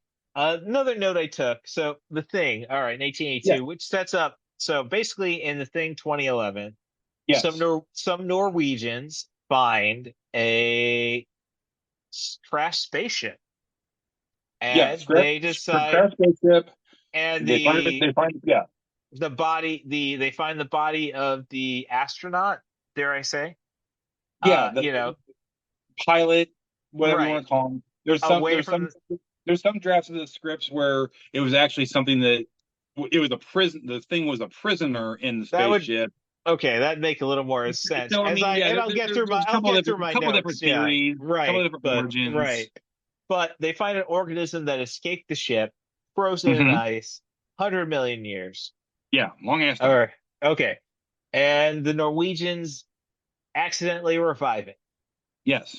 and now it's uh they there was hopes that they would not escape Norway's Antarctic station. It has in the form of a husky, and As I have my little white Siberian Husky laying near me right now, every time we watch that movie, I look at that bitch and I'm like, don't you get any damn ideas? yes. Well, no, and I make it. I'll get to that note eventually. But yes, it basically is a shapeshifter who can replicate cells of any living Yeah, organism it's in yeah, basically, contact with. yeah, this thing gets you. It not only it not it becomes you. Like Yes, it takes over every one of your cells becomes this thing, which is why bullets don't work on it because you can't shoot every single cell. That's why you got to torch the thing, which is why the blood test scene is so great yes, because this thing fights down to the last cell. right. Which actually I bring up, and that is a note. Like, and I think we discussed it maybe in our Ghostbusters podcast. I'm sorry, our Caddyshack and Yeah, uh our first Meatballs podcast even podcast. kind of our first podcast together was even kind of a marathon. We just kind of always have our wide variety of movies Yes. with a common topic. But Ghostbusters ended up being a large part of the conversation. Sure. Oh, yeah, Um, and I think we discussed evolution. yes. And The filmmaker Ivan Ivan Reitman made Reitman, that yeah. movie as well. Yes. This is the only so evolution's the only monster you can't kill with fire. No, that was the weakness was fire. No, it No, fire was a, no. I'm sorry, you're right. Fire yeah. was a strength. Yeah, they Yeah. introduced fire. It got straight. You're right. You're right. My bad. My bad. All right. So maybe Ivan Reitman was even smarter than we give him credit for evolution. Yeah, I mean, like, Sean William Scott, like he's the ultimate gamble. What can you say? yeah. And well, I mean, again, this was early 2000s, so yeah, let's get him. Let's get Orlando Bloom. Oh, These Orlando guys, Jones. Orlando Orlando Jones. Jones. I'm sorry. Yeah, Yeah, I didn't mean the Elf guy. I meant the guy from the Seven Up commercial. Sorry. right. Um, you bring him in. You know, he was hot on Mad TV, so of course he was going to get movie deals. He got a lot of them in the early, and people realized, oh, he's funny on Mad TV. He's decent in movies. Yeah, but he's not a headliner. He's Ernie Hudson, No, sadly.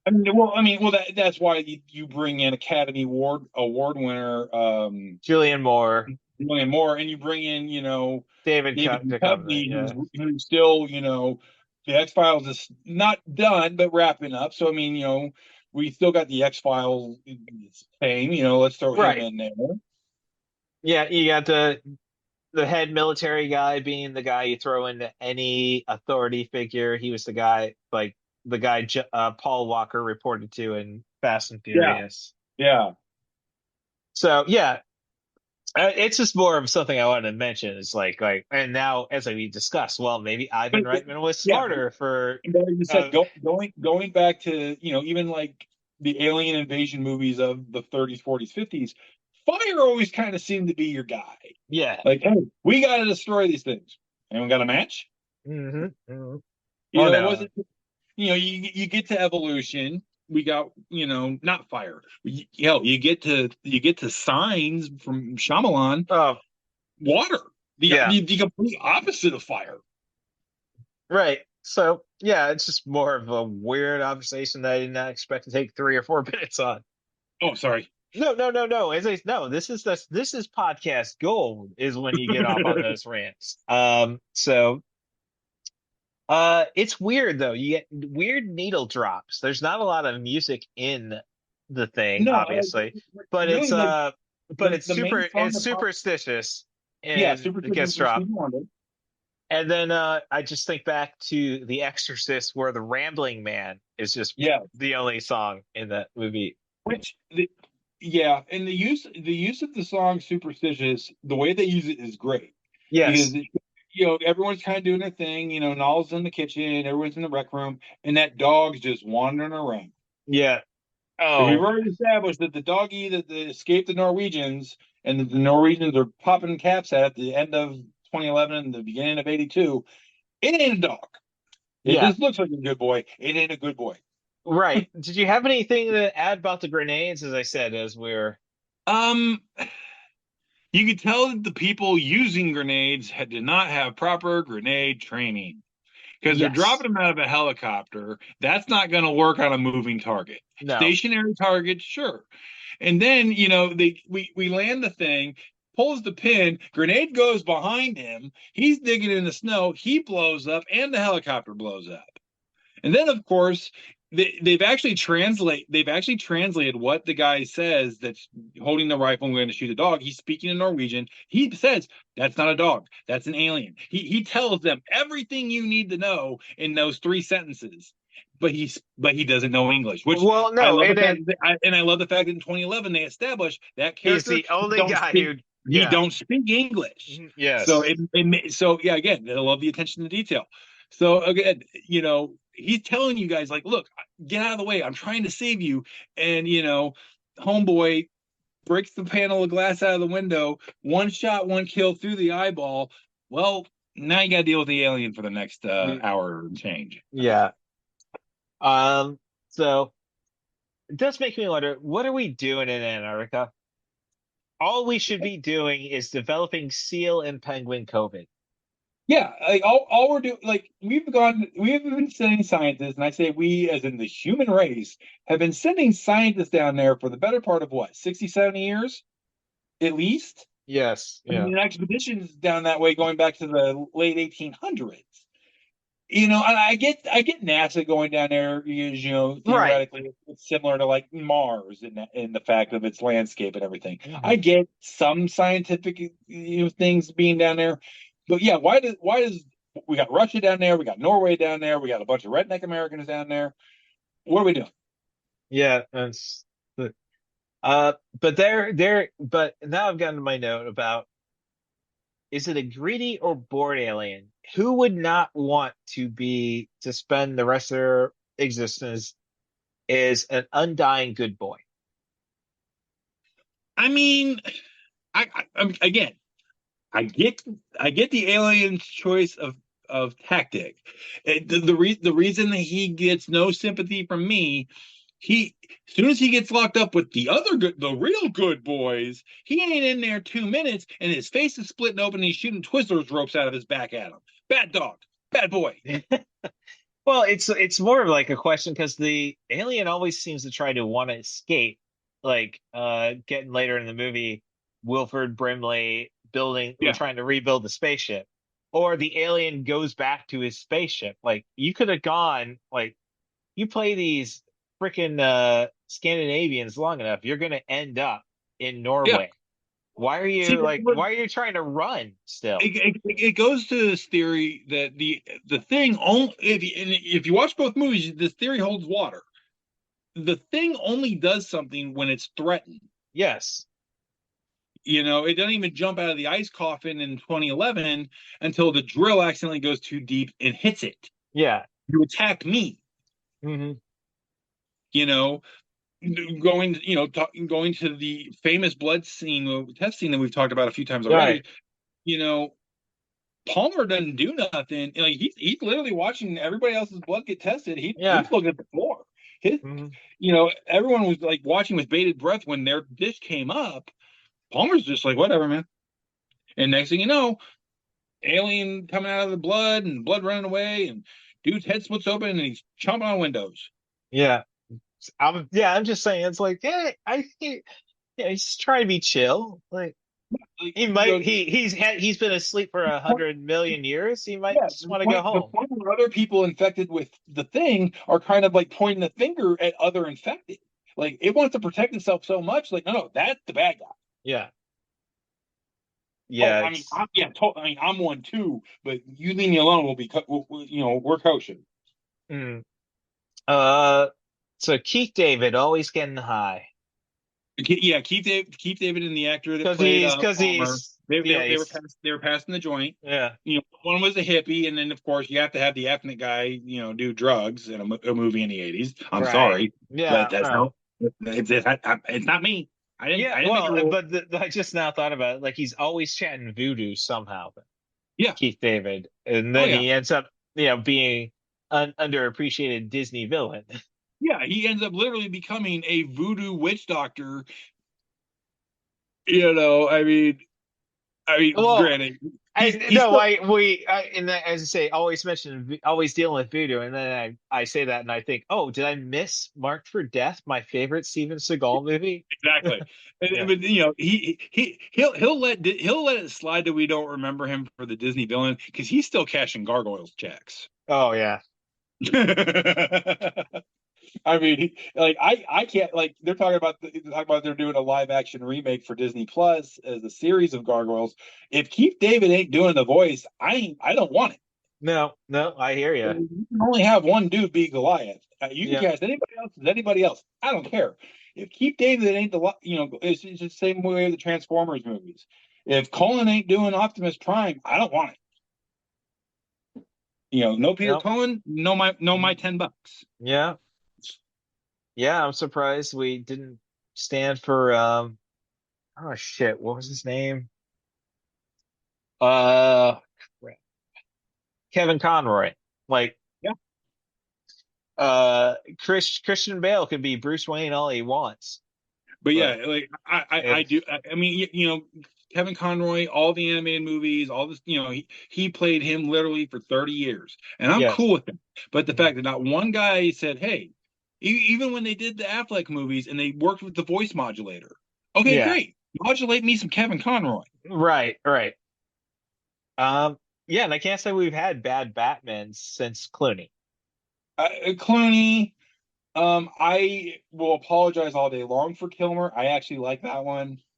Well, there's Kilmer was just a face to throw behind. Like, oh, he's still got some fame. I liked a lot of like the psychological PTSD stuff that he brought to the character with the flashbacks of his parents. I like that. But the flashbacks of parents shouldn't have really been happening after, like, because we're still working with the '89 continuity. Like, Yeah, I mean, yeah, all four of those movies are based off the Keaton Burton stuff. yeah. But I mean, I like that they were playing with it though. I Hmm. mean, that maybe speaks to my own issues with PTSD and mental illness, but Right. that's Yeah, no. I kind of champion movies to kind of get it right. Okay, cool, cool. No, I In, mean, in, in and my in I mine. oh no, I've got a lot of undealt with PTSD myself. I mean, I've seen a man set himself on. I've sold the gas to a guy who set himself on fire, and yeah, I mean, a lot of mine still Sure. probably more of hard-headedness and discipline in other No, fields. I got my my speaking out wrestling stories too. yeah. So Well, I mean, obviously, yeah. Right. Well, you talk about the hard headedness I of mean, dealing with that stuff. My last name is Tiede. That's the root word of the word tedious, meaning yeah, I'm a stubborn bastard. right. No, no. And as I say, just haven't found a great therapist, I suppose, on my behalf. Exactly. Exactly. Uh, just an observation though. Have you seen Hayao Miyazaki's Princess Mononoke? No, Oh, I will admit I'm not the world's biggest anime dude, oh but no, that no, one no. is. That's fair. Well, I But understand that. that is the one. Whenever I say, "Hey, I kind of if I were to watch anime, what should I watch?" 9 times out of 10, that one's in the conversation. Yeah. Just a lot of the demon elements of the alien and his spreading Gotcha. can be seen in that. But so um Norris's death and transformation, greatest Carpenter scene? It's I don't know if I want to give it the award, but it's definitely in the conversation. Yeah. I You mean, know, I mean, and again, that goes back to it only does something when it's threatened. Coming in with the defibrillator, like, hey, that's gonna hurt. Chomp chomp. yeah. So yeah, I'm just saying then so you got the defibrillator, then it's like, oh, the bodies and they're torching it, and then you got the head and the you gotta be effing kidding me. Oh, well, I mean, well, first off, props to letting Keith David say it. I don't think it Uh, was David who said it. It was Palmer who. no, they said the line, "You gotta be effing kidding me." No, I think that was Palmer, Palmer. Yeah. oh, that's right. Yes, Palmer said it. Yeah, because yeah, Child saw it. Palmer said it. Child's torched it. Yeah. Right. So, speaking of Childs, though, is like at the end. So when the alien, when they've decided that we have to we have to die to Yeah, prevent the alien we have from. to blow up the ship. The ship. We have to kill Blair thing. We have to burn this whole mother effort to the ground. So nobody rediscovers it.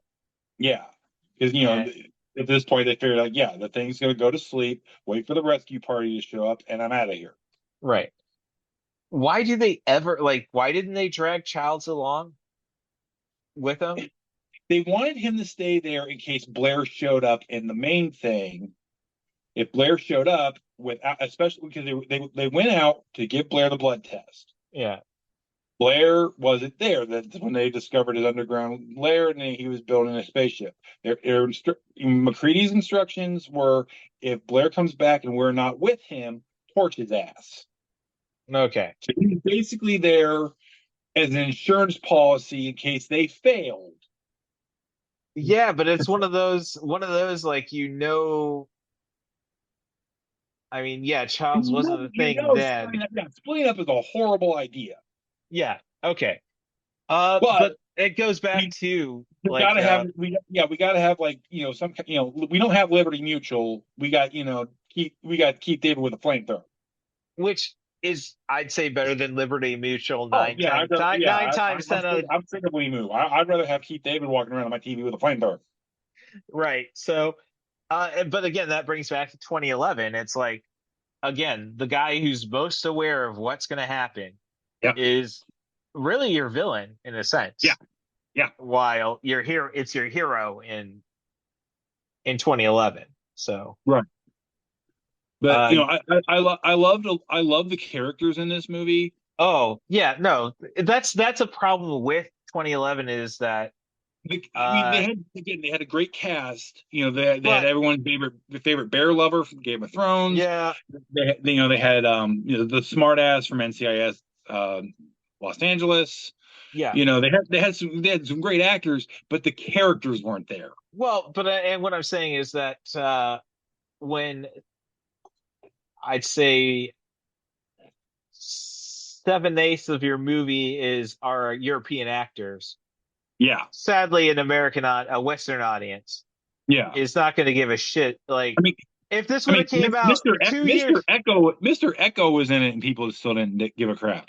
Right. Well, if it would have came out 2 years later when we knew uh Thorman Giant Spain, Yep. Might have Well, been. again, this kind of goes back to when we were talking about the faculty. This was a movie that a lot of guys did before the next thing. Yeah. The guy that from NCIS, he wasn't doing the NCIS Los Angeles yet. He did this Yeah. right before that. He did this right before he was trying to, sleep with Gwendolyn Christie. Uh, we'll have giant babies. I mean, I just gotta think for tall chicks. So, I'm 6'4". I love me a big woman.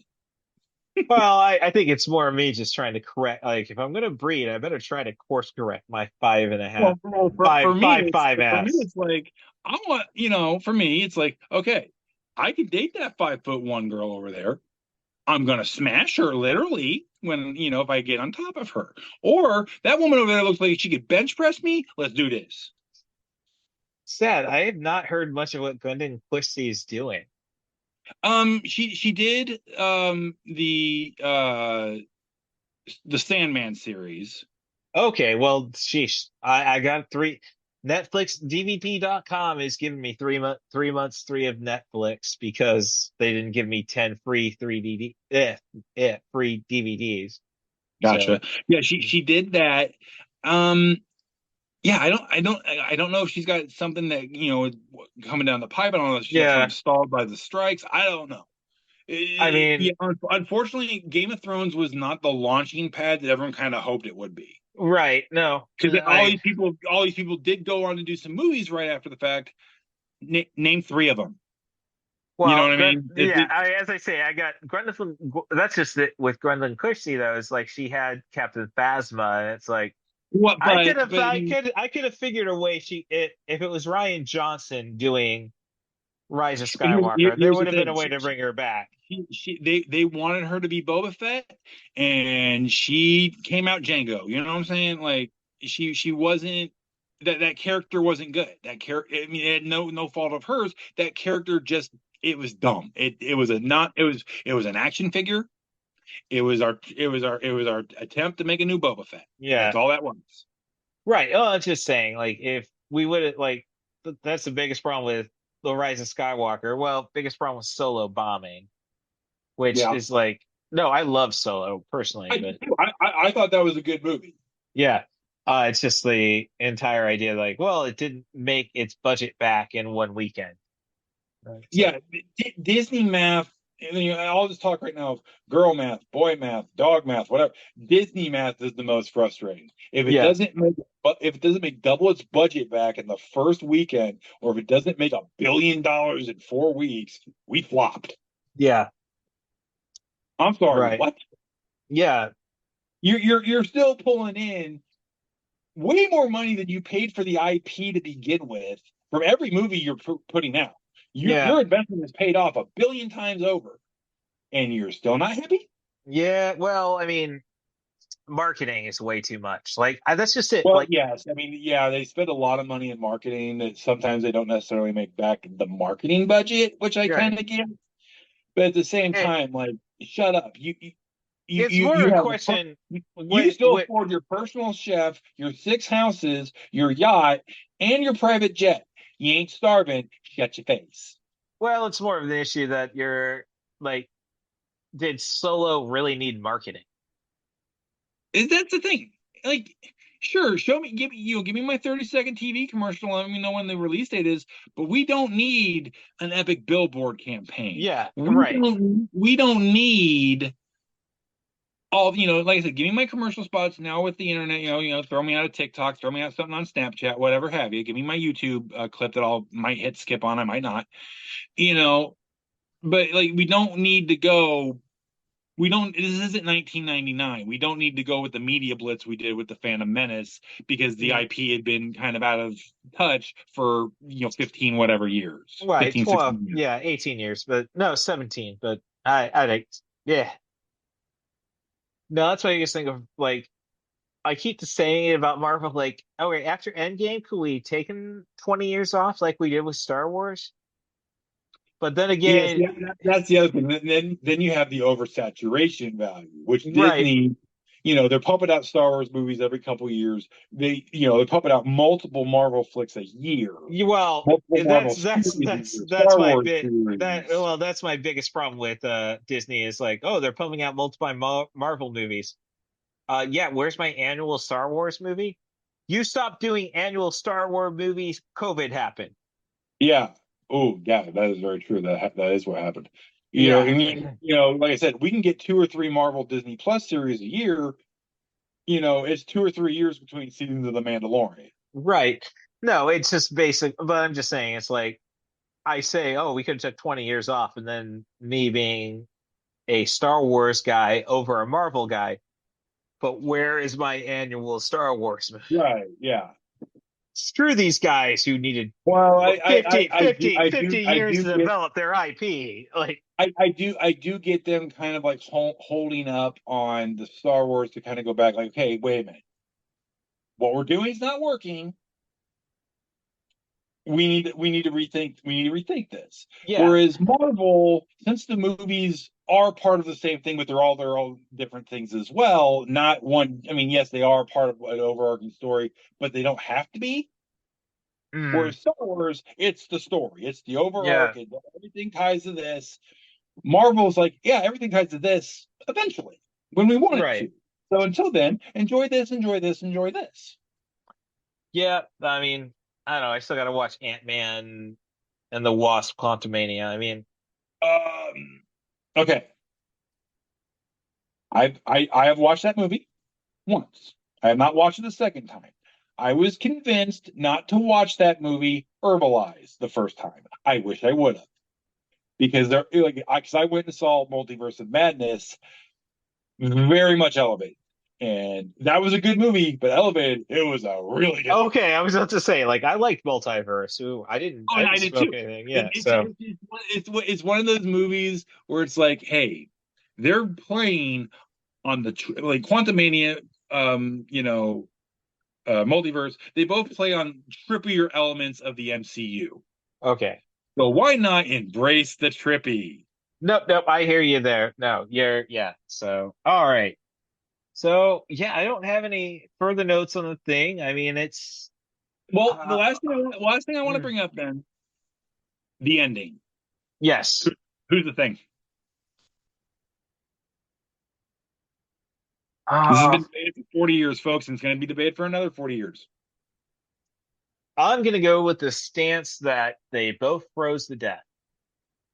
The Okay. thing is already asleep. I'm going to go with this. Like a lot of people, like the evidence that people use to say that this person is the thing is the evidence I use to say it's the other person. Okay, so People, let me say, like, somebody said that, oh, there's always a gleam in the yeah, eye of the thing. It's they did like, that. They only did that in the blood testing. That's the only scene where they actually did that. okay. So They I'm did just it, saying they did it in everyone's that eye, but the that two, dis yeah. that disqualifies Charles. He's not the thing. And see, like I said, I'm not using the gleam rule. Okay. But like I said, hear me out. People say, well, Childs, you could see Mac's breath, but you can't see Childs. Childs the thing. Well, it could just been, he was. Yeah. I no. Right. The biggest piece of evidence to support my theory is McCready hands Childs a bottle of whiskey. Right. Are you saying the gasoline concept? No, Oh, okay. no, it's pure whiskey. Childs drinks the whiskey. Kurt Russell chuckles because Kurt Russell just infected Childs. Okay. Because Kurt Russell was told earlier in the movie we should prepare our own food and we should eat out of cans. So we are not, so we don't risk accidental contamination. People say that Childs is the thing because he drinks the whiskey because he doesn't care. No, he doesn't care because he's tired. He knows he's going to die. Kurt Russell knows that he's going to slobber the heck out of that bottle. Here you go, buddy. Now you're one of me. I honestly believe that with all the evidence presented that Childs is the thing, I flip it and then say, no, that's why Kurt Russell is the thing. Well, and I'm just on the stance that it doesn't matter because the It thing doesn't. is dead. That's the beauty. At Yeah. the end of the day, it doesn't matter. Like you said, that is my opinion. That's all it is. I'm not gonna run Well, around like, no, no, no, Kurt and then, Russell's the thing, and then like, no, I think he's the thing. well, no, I and don't think he's the thing. as I say, you go to the sequel video game. Sure. If you get Child out of the dies of game, hypothermia. McCready shows up for some reason at the end of the game and flies everybody out. yeah, right, precisely. So, uh, yeah, it's just one of the. Mm. And then, of course, it's all editing and what you Sure. have to cut. You got Knowles who Well, disappears. and Carpenter himself, even though he championed the video game, he even says the answer is there. If Yeah, you watch and you pay attention, the answer to that question is there. He doesn't say whether it's Childs, whether it's McCready, or whether they're both human and they just die. He just goes, if you pay attention, the answer is there. right. Which then leads us to say it's Knowles. Yeah, because you never actually see Knowles die. Yeah, and I He hear that's wants like he there's a wanders scene, but he yeah, yeah, he wanders off, but you don't really see him interact with anything. He just kind of disappears. right. So yeah, there's that argument. Yeah, so I think again, why would you be upset with the ambiguity? I guess Yeah, is I said my a lot of people in '81 when that movie came out. Like I said, that was one of the other death blows, as opposed to the gore, the ET thing, all this. A lot of people just didn't. They were upset that the ending wasn't handed to them on a silver platter. We didn't get the good guy wins, the bad guy. We got. Uh, well, and in 1982, people didn't want. I mean that explains Reaganism. Yeah. Yeah, I guess, well, no, I'd say dare I say, yeah, every 80s Carpenter movies deals with Reagan. Yeah. No question about that. No, I mean, let's be honest. He dominated the decade. I mean, like, Right, yes. you can't think of the '80s without thinking of Ronnie. Right, but what I'm saying is that it's essentially, though, we're talking The Thing 82, we're talking Christine 83, which is just a classic message about how we love nostalgia, if you remember, Yes. to quote our favorite little berries on South Park. And then Starman's obviously xenophobia story. Big Trouble in Little China. Well, I mean that's the exception. Yeah, I mean that dealt with like the supernatural action that was kind of popular of the '80s, but not so much. I mean that movie you could almost plug that movie into any time and it Right. works. Yeah. The Because fog. it's not the overarching Reaganomics or anything like that into Yeah. it, with the exception of Jack Burton, yelling at the insurance people about getting his truck. That's really kind of the only thing that could maybe quasi get in there. You know what I'm saying? Right. And I would say the fog, obviously that's about well, you could say that's an AIDS statement, but that's a little late for that time. I mean, yeah, if people call it that, I get it, and if people don't call it that, I get it. Right, but I'm just saying it's again we're abandoning the weak Yes. or the weak and the undesirable. So I mean, so the fog, Reagan, the thing, Reagan, Christine, Reagan. Uh, you could definitely see Reagan in Prince of Darkness. Well, I mean, I mean, I don't know John Carpenter's politics. I don't know what he thinks of Reagan, and that's neither here nor there. It's Okay, just the fact. well, you say that, and then I say they live. Kind of tells you what he thinks of Reagan. Well, yeah. Okay. I was kind of being. I was trying to be the ending of the thing. I was trying to be a little ambiguous. Yeah.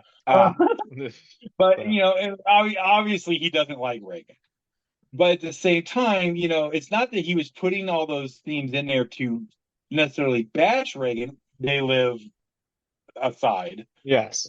But that's where we were as a country. That's where we were in the decade of the '80s, all that stuff, because like I said, Reagan dominated the '80s. So of course, stuff like that is going to seep in to Carpenter's movies because he's making these movies in the '80s. he wants to throw a little bit of social commentary in it. That's it. That's the kind of thing he does. Well, what's he gonna smack and talk? F and talk about? We're I think we're to Scorsese length, so I think we can get away with that one. Oh well, I guess what I'm saying is then you look at Carpenter in the '90s where he kind of lost his teeth. Yeah, because again, look at the time frame he's working in the '90s. He's working under Clinton. Everything's all good. So yeah, the teeth got filed. Right. The country was a lot more relaxed with Clinton involved because I don't care what he says, he inhaled. Yeah. He was a laid back dude. He got handed some mess. He wasn't the greatest military guy. Well, but yeah, I mean, the military guy then it's just basically do we bomb? Do we just bomb to make sure Well, Saddam doesn't do anything stupid, that or knowledge though, he Croatia? I mean, yeah. well, Yeah. in the Croatia, 90s, not Croatia, in the but 90s, Kosovo. we were too busy trying to be the world police force in the 90s. Okay. He wasn't the right guy to do that. He was the right guy for a lot of things, not that. No. So that's why I say he wasn't the greatest military guy, because we had so much going on in the 90s. We had so much, so much of the globe we were trying to like get in there and be like, no, you don't do that. That's my oil. And I mean, you don't do that to your people. That's bad. But my oil. Right. So we had so much of that. That's why I give him that moniker of not being a great military guy. Yeah, no. But like I said, going back to what we were saying, because he was so chill on everything else, that's why a lot of filmmakers, he gets filed from the 80s. You're not seeing that hard edge we were seeing. Even when you get into the Die Hard movies, they started in the 80s with an edge. By the time you get to like Die Hard with a Vengeance, the knife has been dulled. Oh no, it's like I would not call John McClane a racist. No, he's an idiot. Right, exactly. But he's got to deal with the fact that most racists are idiots, if not all racists are idiots. But all racists are idiots. I'll say that. Well, I think there's some real genuine evil assholes. That's why I don't want to just call them stupid. But the base. Yes. Evil takes root in idiocy. Yes, no question there. So, all right. So, I think after discussing who the thing is and the ambiguity, I mean I don't know any other place to go off on that. No, and that's the thing. Yeah, just like the movie, you don't really know where to go. It just kind of ends. Yeah. Yeah, you rewatch it for the violence, and then you rewatch it after that for the clues. Yeah, like I say I watched that movie last night. I technically watched it today because I didn't start that sucker till after 12 o'clock. Right. So that was the game plan today. I definitely wasn't in clue mode at that point. I was tired. I was coming down. I was like, okay, we're just gonna watch. Kurt Russell be a badass and some cool stuff. Right. And and that's just it. It's such a rewatchable movie. You're going to come up with if you're not stoned or drunk, you're going to come up with another excuse to rewatch it. Exactly. It's that much of a classic movie. Exactly. And this also holds up the long-standing tradition of Kurt Russell in Carpenter movies where he just has the best introduction. Here we have MacReady drinking a little scotch, playing chess on a Commodore 64 or whatever the heck it is. The computer cheats. He pours whiskey in its server. Oh, yeah, right. I'm not saying the computer cheated, but no, that's another thing that they kind of talk about, that the computer did cheat, because that kind of sets up the whole movie. This technologically superior thing to humans has to cheat and hide itself. Yeah, I don't know. As a chess player, it's kind of like, well, yes. I mean, yeah. If you put any kind of logic in it, it kind of throws that theory of a computer. Well, no. If you're a guy who played chess because people told you it's better than checkers, yes, you're gonna think that the computer could cheat. Yes. Me, it's like, I don't know. As I say, and I brought this up to my real smart friend Paul, who's up in Chicagoland, I believe, couldn't find a job down here after graduation, what have you. Uh, Basically, I just had a discussion. Look, I'm not afraid of AI because cats are the people that are going to take over the world. Right. And he suggested the concept, well, AI does nothing but impersonate humans. So they are going to get obsessed with cats as well, Yeah.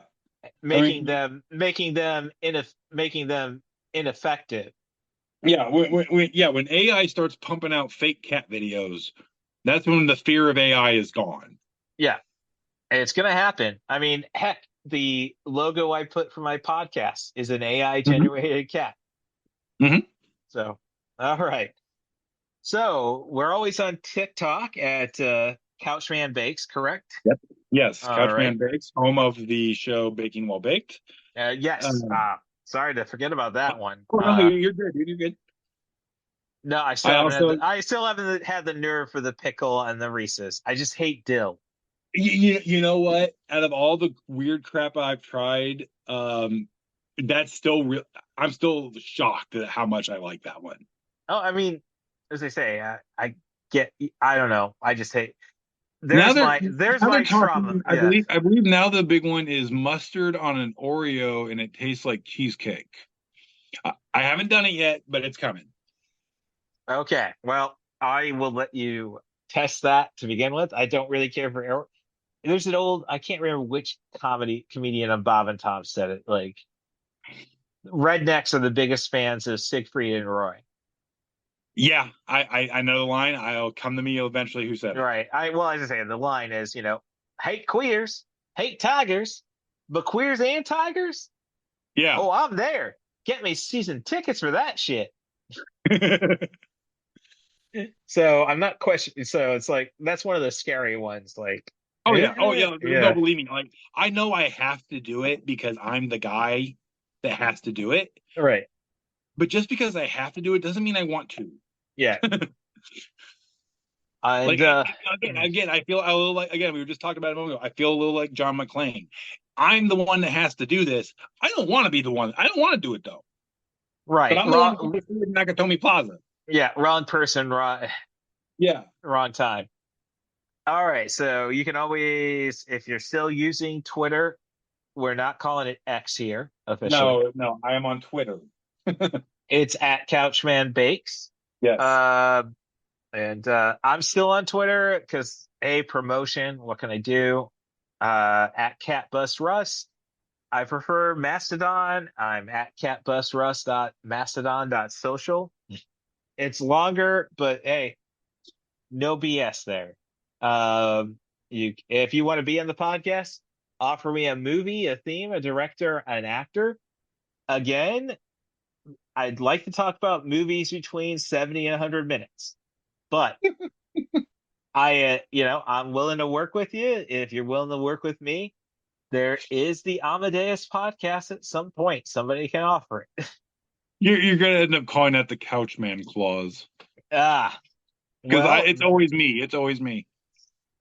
not necessarily, because The Exorcist was the other Oh, guy. yeah, Like, that's true. That's true. but But the new, again, yeah. we talk about our opus with the Tombstone, Sam Elliott. Well, Uh, it really goes all the way back to Ghostbusters. Like, yeah, I mean, well, yeah, like you said, our first podcast, we were like, let's talk about Ghostbusters, but it's long. Let's talk about all these other items. Right? Yeah, like, we've been doing right, it from the beginning. Like it's like yeah. we, So like I said, we tried for a year to get the Tombstone thing off the you're right, ground. right. So thank you, Screen Drafts, for coming up with the marathon. Yes, thank Uh, you. but yeah, you can if you want to be on the show, send an email to russthebus07 at gmail.com. That's RUSSTHEBUS07 at gmail.com. Offer me a theme, a director, a movie, an actor. Just offer them. I will make a show. I will fry podcast gold, as they say on Shaun of the Dead, which hasn't been done on the show. Oh well. Uh, so otherwise, thank you, Stacia Harden, for keeping an eye on my butt. And I hope you're doing the same for everybody else you touched in your life, and I hope you're squeezing the ever undead crap out of Skimbleshanks, the one-eared angel. He likes it. Don't worry, people. He was the most cuddly little kitten, and the little bastard knew it. I understand. Like I said earlier, I have a 6-month-old Shih Tzu puppy. He is adorable and he is aware. No, it's so much easier. Like you could prepare for humans becoming aware. Oh yeah, No, animals, not a puppy. no, No. animals always take you by surprise. Yeah. Yeah. So, all right. Well, thank you, Andrew, for coming back on the show and being so ready for the podcast. As I said, Hey. you were here before, like, oh crap, Hey. he's in the room. Hey, thank you for allowing me a chance to talk about way too much movie trivia that I have stuck in my brain. Well, this is the outlet, folks. You know too much. Let's get it out there. So, all right. So we'll be back. I got big plans for next week. I'll talk to you, Andrew, about that perhaps. And Okay. thank you for listening to the 90 for Chill the podcast. Thank you, Andrew. Later. Can I hear a wahoo?